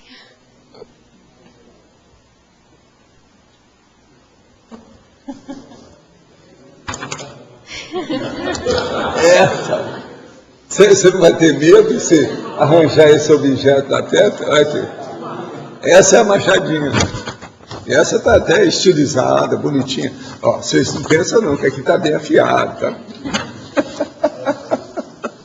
Agora estou vendo que você acabou de chegar nessa noite, né? Tá aí, né? Tá sério, foi tudo bem, né? Beleza. A Mabel esteve fazendo um relato da situação. Muito bom, alto nível. Você sabe que eles vieram depois, né? Ficaram lá para ver se o ambiente está tudo bem, para ver uma despedida geral da história depois de mim. Né? Faz parte. Mas olha, cuidado com o que vocês vão falar, que eu estou com a machadinha na mão. Isso aqui é que tem mais nos cinema ainda, nos filmes bravos, etc. Tal. Aqui ó, ainda pode fazer, né, o negócio da machadinha do jeito que ela é. O negócio é mais ou menos assim, ó. Tem aqui uma parte lá, ó, da parte de cima, para mostrar como é que é o troço aqui.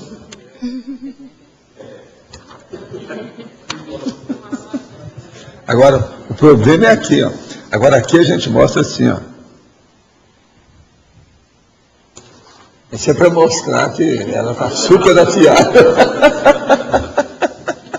Tá entendendo? Eu acho que aí deu para entender o que a gente está falando aqui, né, sobre machadinha, né? Parece que vocês entenderam isso aí.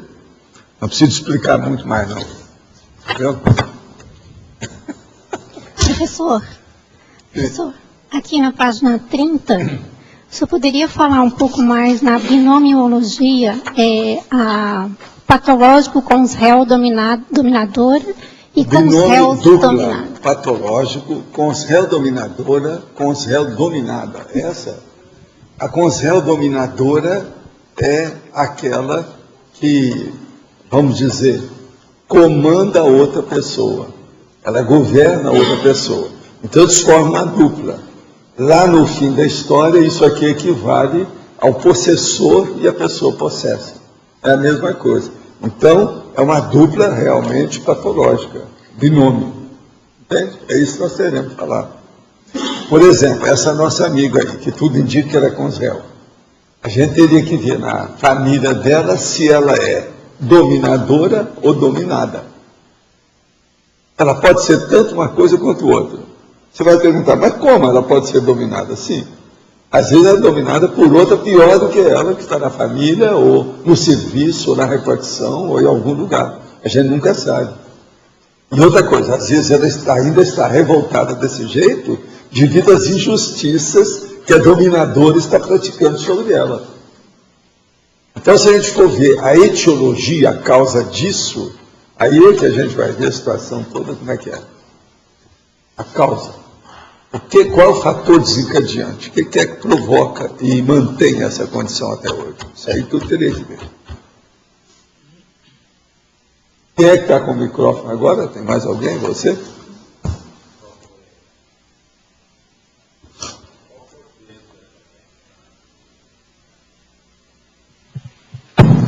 Isso aí varia de pessoa para pessoa, né?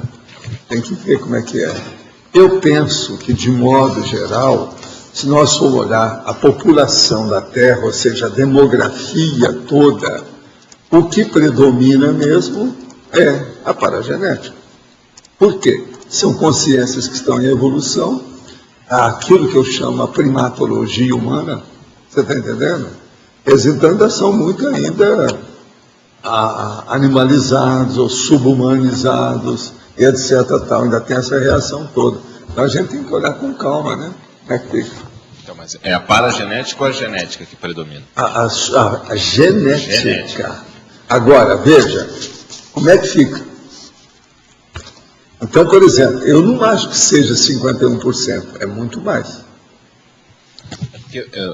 Não, você veja bem o tanto de pessoas que sejam oligofrênicas.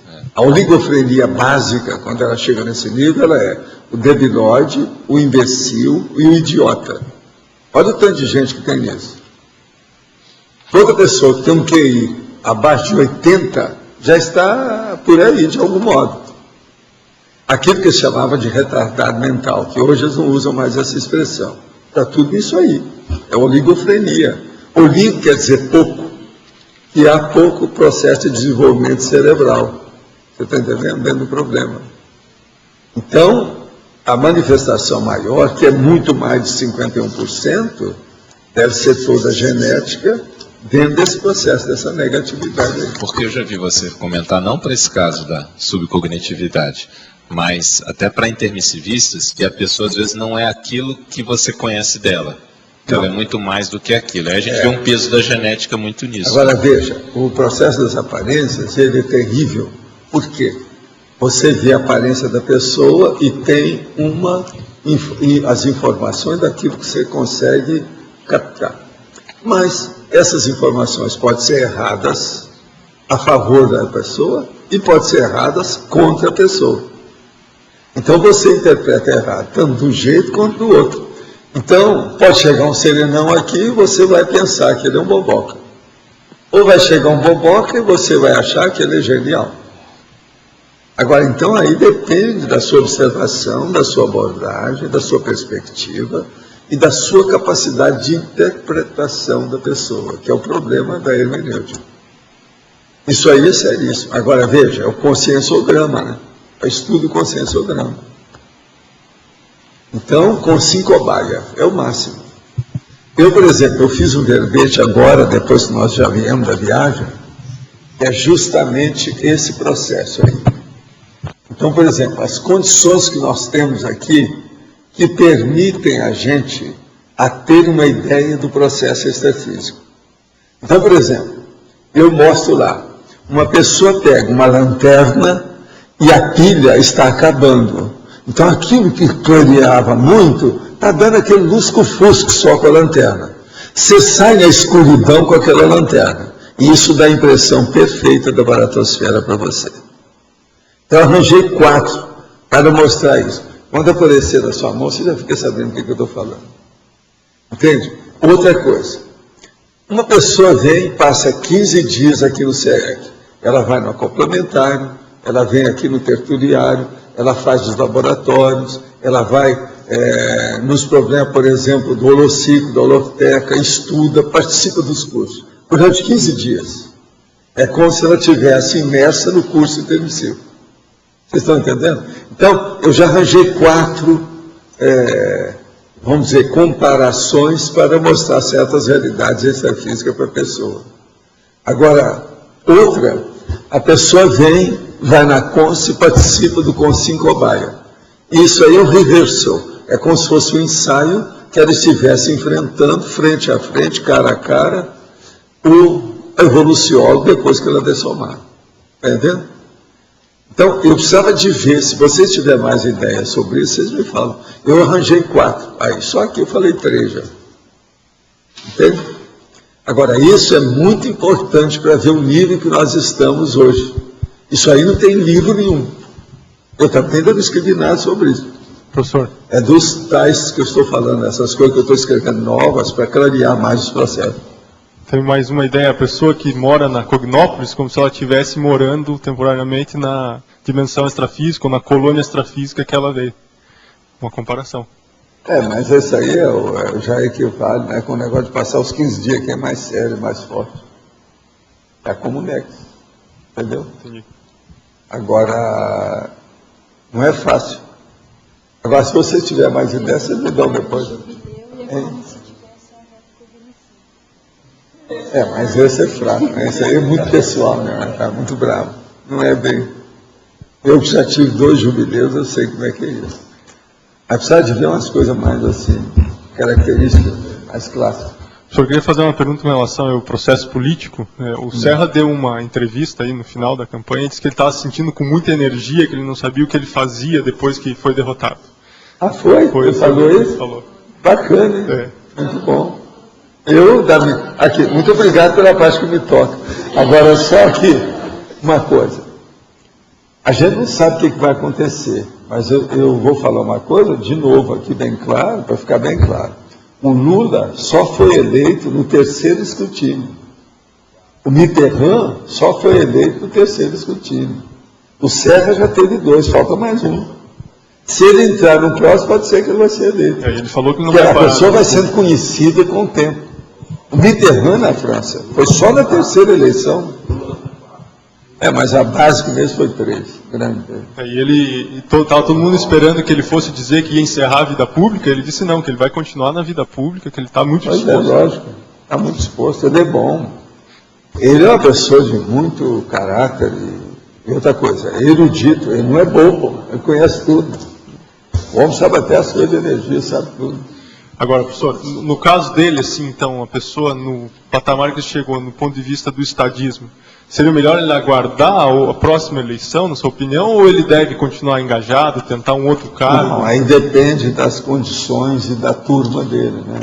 De ver os assessores, o que eles acham, como é que está a condição atual do Brasil. Eu acho que ele deve entrar na oposição. Agora, por exemplo, o nosso governador está muito bacana, ele já tomou uma atitude muito séria, ele falou assim, eu não vou estabelecer oposição a presidente, não. O governador do Paraná. Por quê? Ele tem que defender o Estado, ele está certo, está perfeito isso. Ele tem que se argumentar e se articular com a federação, com Brasília, que é um governador do Estado. O Beto Richa falou isso. Alto nível de inteligência, ele está correto. Já o Serra, não. O Serra tem que ficar na dele. Se precisar entrar na oposição, ver o que é que tem, vamos ver o que vai dar, né? Agora, já tem uma outra questão dentro do governo da Dilma, professor, não sei se o senhor viu, que já começou a ter briga PMDB e PT, por cargo, ministério. Não, mas isso é normal, o Brasil, isso é uma vergonha, né? É a hora que a pessoa não dá nem vontade de se saber o que acontece. Tanta maracutaia, tanto conchavo, tanta coisa que aparece agora. É uma vergonha. O povo é doido por cargo. E outra coisa, cada cargo ele sabe quantos bilhões tem atrás. Isso é que é o mais importante, é saber o que vão fazer com tanto dinheiro. Favor relacionar com si subcognitiva e a dependência intelectual. O processo é o seguinte, a dependência intelectual ela existe, porque às vezes a consciência subcognitiva ela fica totalmente fascinada por uma pessoa que tem mais lucidez. E ela então se joga aos pés daquela pessoa. Isso tudo tem, é assim que vem a dependência intelectual. Meu filho de 18 anos, que começa a se interessar pelos princípios da conscienciologia, pede para perguntar se um dia, na evolução, a consciência atinge um nível de felicidade semelhante ao da vida intrafísica. Não, vai alcançar um nível melhor do que isso, que aqui a gente não tem felicidade 100%. vai alcançar a verdadeira felicidade, que essa que nós temos aqui não é boa. Eu disse a ele que a felicidade evolutiva deve ter outro teor. Muito bem. O senhor pode explicar melhor isso para ele? O caso todo é esse. A primeira coisa é que nós estamos aqui dentro de um restringimento. Quer dizer, se a gente lá era um gigante, aqui nós todos somos microscópicos. O indivíduo, o próprio corpo, o restringimento que nós temos, a nossa consciência é mais do que isso. Seria bom a senhora mostrar para ele o que é o cons, os cons, o que são os cons? São as unidades de lucidez da consciência. E que nós perdemos esses cons. E com o tempo a gente começa a recuperar isso aí. Uma outra coisa, diz para ele que não tem nada de estar fazendo a pergunta por porta-voz. Da próxima vez, quem deve escrever é ele. E nada de pedir para a mãe, porque já tem 18 anos. Esse negócio não está certo. Ele arranjou um porta-voz. A senhora está sendo porta-voz do seu filho. Isso não é bom. Ele tem 18 anos. Se ele tivesse assim uns 5, tudo bem, mas tem 18. É isso. Isso é muito importante. Se ele quer alcançar a felicidade, você ter lucidez. Alcançar os cons. E não ficar falando pela boca dos outros. Sou fabricante de jogos de tabuleiro em madeira. Quase todos eles têm aspecto competitivo, ou seja, belicistas. Por exemplo, xadrez, damas, trilhas. Jogos de tabuleiro melhoram o raciocínio mais do que traz à tona os processos patológicos. Isso tem ligação belicista de minhas outras vidas? Devo começar a pensar em abandonar a ideia? Olha, pensa bem. A única coisa que eu te digo é o seguinte: sempre fui e continuo sendo contra o xadrez, devido à monarquia que está lá dentro. Eu sou contra o processo, aquilo é antidemocrático. Nunca julguei xadrez, sou contra e cuspo em cima do processo. Me deram um jogo de xadrez e eu enterrei. De marfim. Só para não enterrar a onda do processo. Nunca tocar no assunto xadrez. A primeira vez que toca nesse assunto aqui, né, eu acho, né? Nunca fui enxadrista. Devido ao processo. De modo que, veja, se eu nunca julguei xadrez e sou contra o processo, pensa bem no resto. Que o xadrez de tudo isso aqui é o que estava mais o processo de belicismo maior, por causa do rei, a rainha, os peões, o processo da monarquia, o feudalismo, etc. Tal, o checkmate, a briga para ganhar o negócio. Jogo é jogo, né? Olha bem o que você vai fazer. Olha isso. Estou ingressando agora na conscienciologia. Era católica, mas não muito praticante, e bebia com muita frequência. Hoje tento, mas ainda tenho recaídas. Que tal um spa hospitalar? Passar uma temporada no hospital para você melhorar isso, principalmente quanto à bebida. É o jeito da pessoa melhorar mais depressa. O que posso fazer para melhorar minha vida nesse sentido? Eu já falei antes.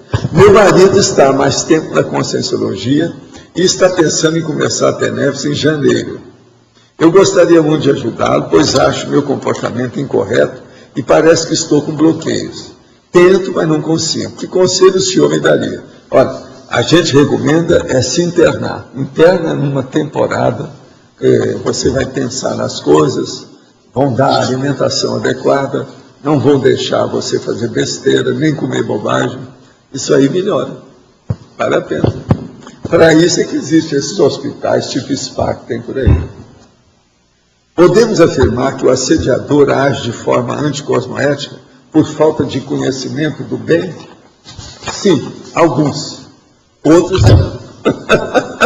Depende. Porque muitos sabem o que é o certo e o que é errado. E insistem nisso.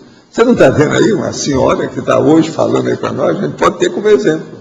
Como é que é o caso? E ela é bem inconsciente. Poderia explicar mais o item da interaciologia, a interação, autoeducação, evolutiva, autonomia consciencial. A autorreeducação é o seguinte: nós temos que fazer a reeducação. É muita coisa para ser reeducado. Isso vai dar autonomia consciencial, ou seja, vai dar uma liberdade de manifestação da pessoa consciencialmente. Porque muitos de nós ainda estamos presos nas interprisões grupo-kármicas. Isso, então, faz a gente ficar estagnado, não deixa a gente caminhar.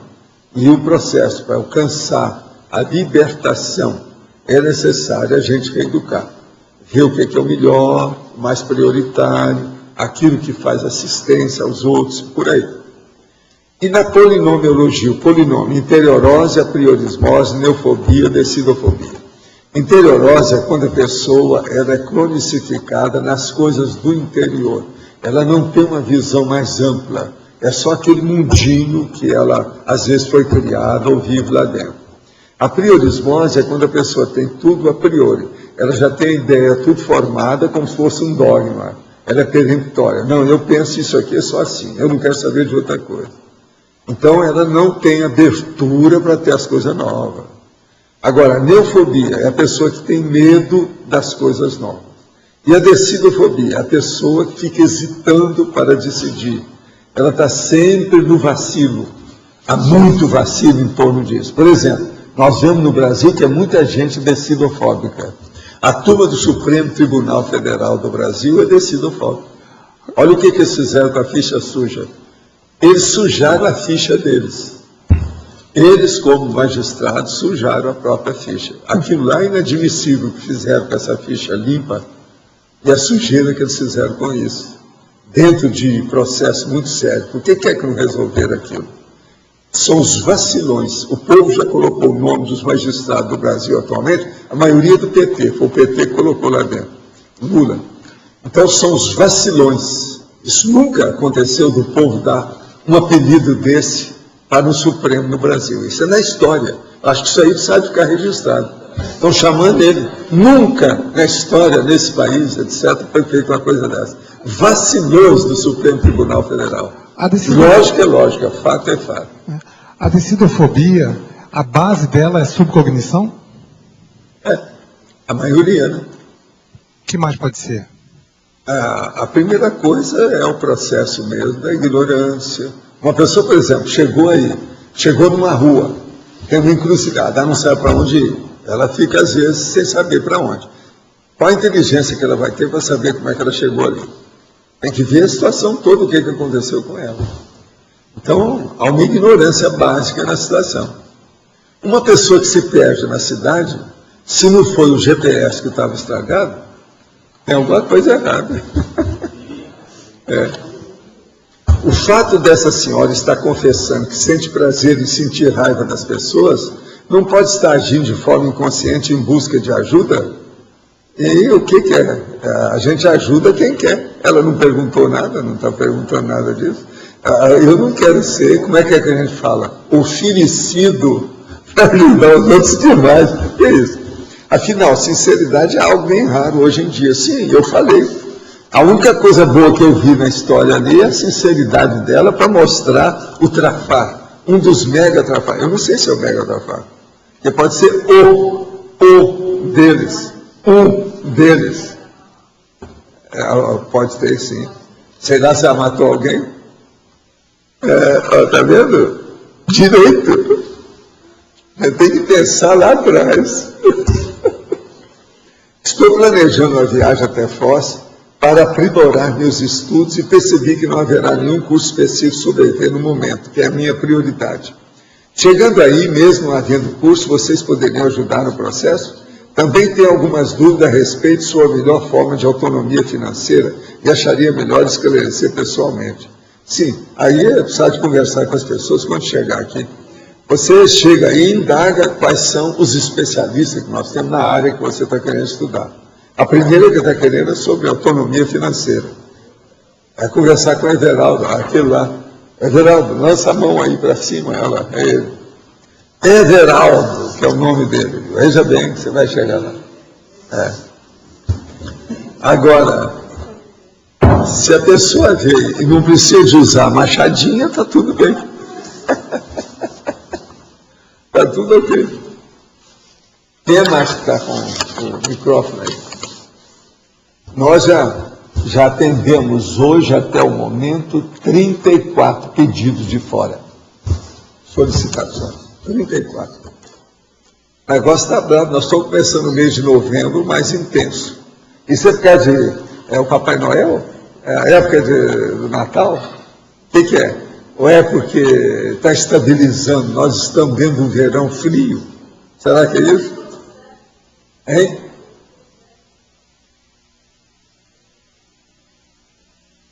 Pois é, hoje eu atingi 34 até agora. São 27 com mais 7, 34. Eu já contei tudo, eu sou rato, né? Você sabe. Agora, 34 ainda não é nosso. Eu já atendi mais de 40 aqui. De fora que eu estou falando. Fora vocês, né? Mais de 40. Falando em vocês, quem é que faltou?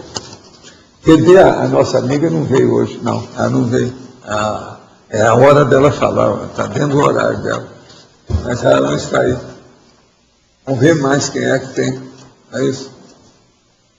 Quem é que faltou? Tem mais alguém? Não tem?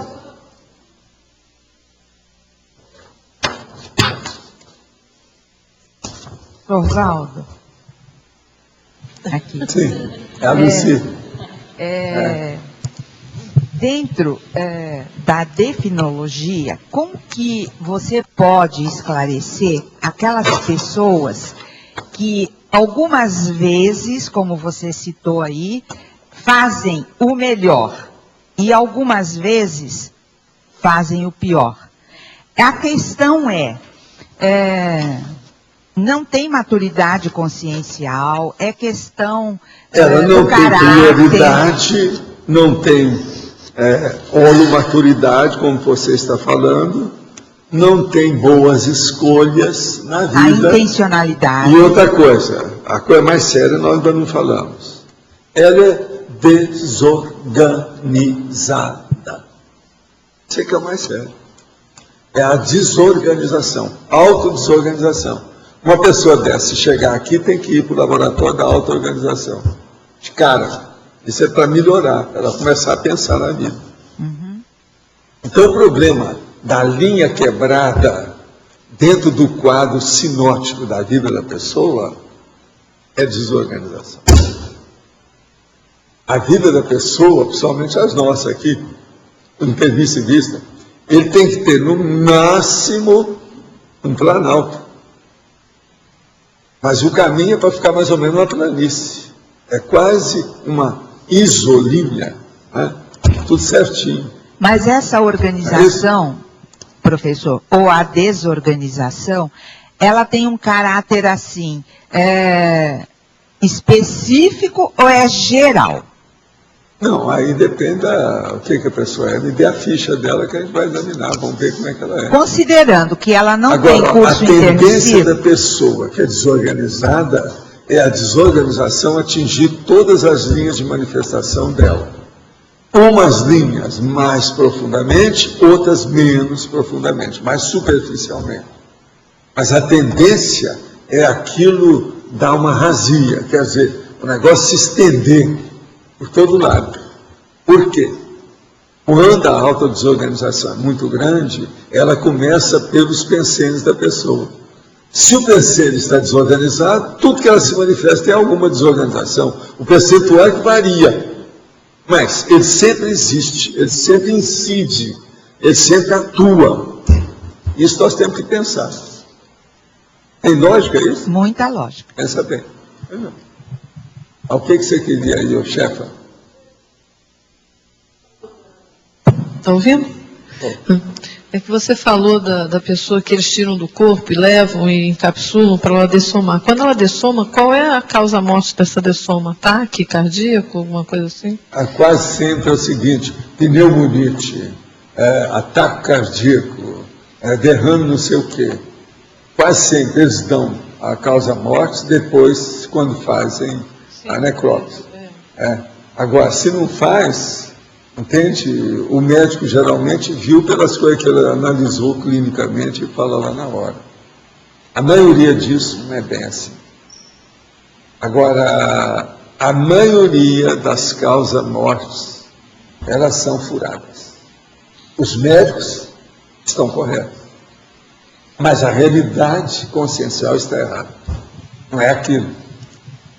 Então, quem matou mesmo não foi o processo do corpo, foram os homicidas extrafísicos, os criminosos. Isso é um fato. Agora, eu tive na minha vida, devido a atender muita gente lá no interior, eu vi muito caso assim. Casos mesmo sérios, difíceis. Entende? Gente que queria morrer e não morria. Gente que não queria morrer de jeito nenhum e que ninguém sabia como é que ele conseguia sustentar aquele corpo que já estava todo avariado. Tudo isso eu vi. E vi também o seguinte, aquela pessoa que já tinha medo de morrer, porque estavam falando para ela que ia matar de qualquer maneira.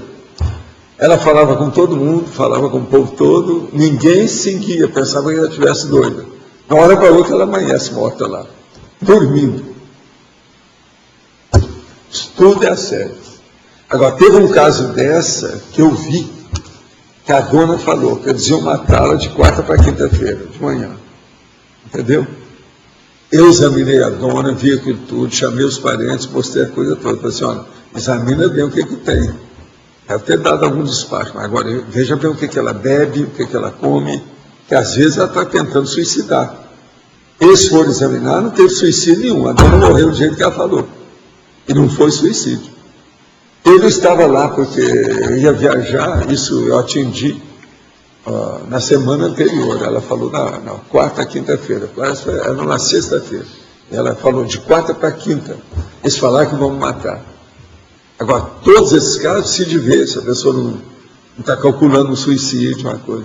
Essa mulher não estava. Eu chamei os parentes tudo e falei, olha, está acontecendo isso, ela está assediada. O negócio dela é bravo. A gente limpou aqui, mas você sabe, ela vai para casa e vai mudar tudo, porque o ambiente lá é pesado.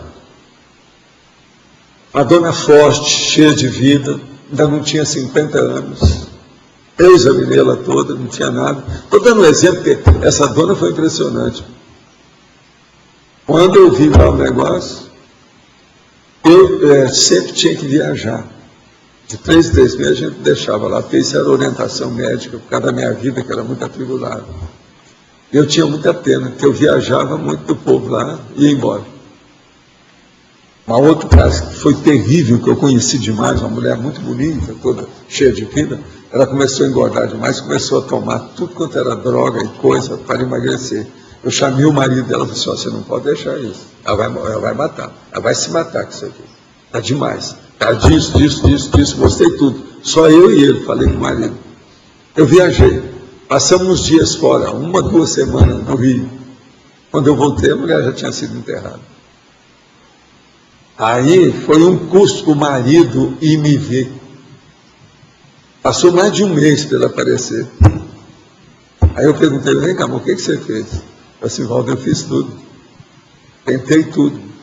As coisas que ela estava tomando, joguei um monte de coisa fora. E o negócio estava demais, mas mesmo assim não teve jeito, ela continuou.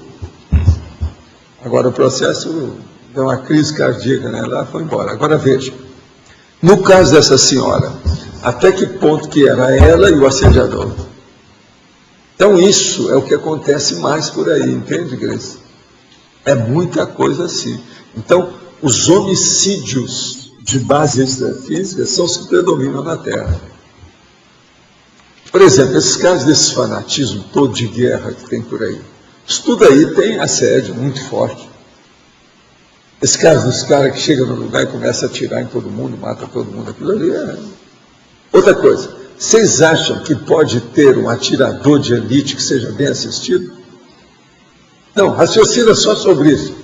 Um atirador de elite, aquele que 1 quilômetro de distância e mete a bala no meio da testa da pessoa. Você acha que ele é bem assistido? Os nossos comerciais, por favor. Obrigado. As pontuações de hoje, 41 assinaturas no livro de presença, 17 perguntas presenciais, 27 perguntas online, 26 votos presenciais e 1 voto online. Hoje teremos os recados do João Paulo, pela Côncius, e a Daiane, sobre a Escola do Parapsiquismo. Antes, com vocês, o Amigos da Enciclopédia com o Eduardo. Pessoal, boa tarde a todos. Nós estamos aqui com essa super máquina, né? Esse Lenovo, é um IdeaPad. A gente estava olhando agora alguns detalhes da configuração dele, e ele realmente é um netbook diferente dos que a gente já sorteou aqui. Ele tem um estilo de aço escovado, o material que é feito, todo o laptop.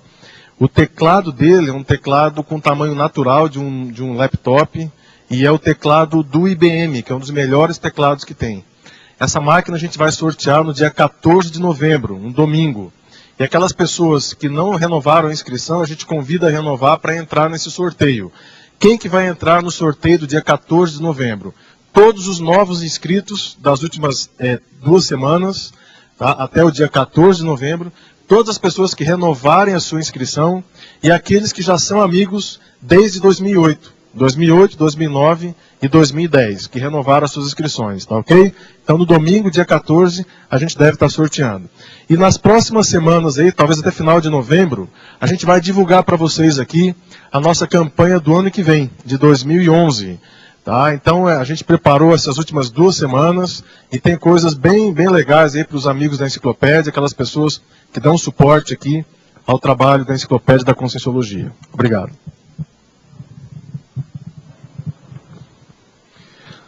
Boa tarde. Vou falar em nome da Conscius a respeito de 2 cursos.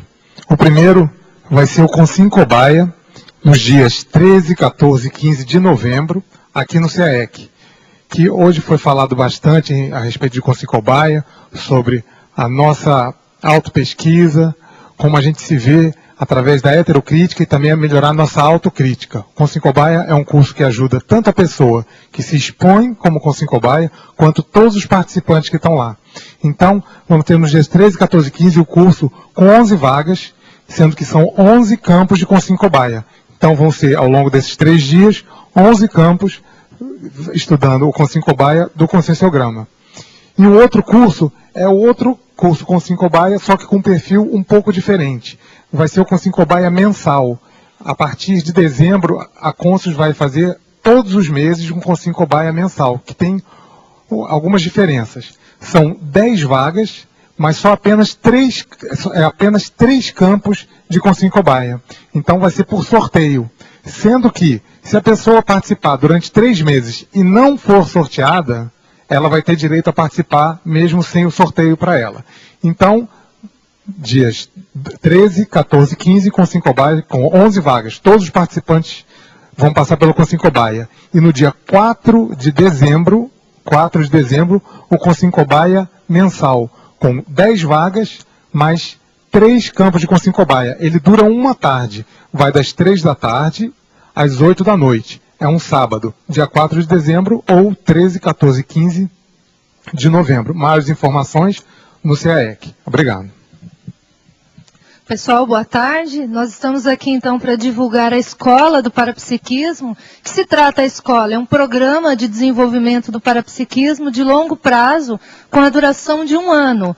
Ao longo desse 1 ano, o aluno ele vai participar de atividades fixas, são 3 módulos, e também atividades que nós estamos chamando de intermódulos. Desses 3 módulos, o primeiro vai ser realizado em janeiro, de 10 a 16 de janeiro, com a temática autodiagnóstico e autoprescrição. Então, o aluno participa de uma série de atividades práticas visando efetuar o seu autodiagnóstico. Também entrevistas com EPICOM e condicionamento holochacral. Aí ele segue para o segundo módulo em julho, 8 a 14 de julho, cujo objetivo será trabalhar a autocriticidade e autocientificidade parapsíquica. Novamente, nós teremos entrevista com EPICOM, prova teórica de parapercepciologia, condicionamento holochacral e novos campos energéticos. E o último módulo, de 12 a 18 de dezembro, com a temática interassistencialidade, onde a gente faz um fechamento, novamente, do condicionamento holochacral, atividades de arco voltaico e outros campos energéticos.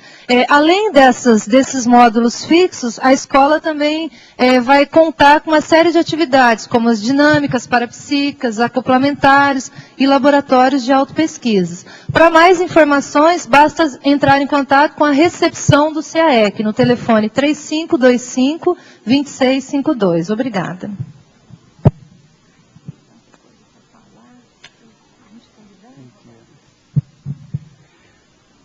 Teremos então amanhã o verbete sublinhamento, eleito com 11 votos, a especialidade comunicologia. Obrigado a todos. E até amanhã.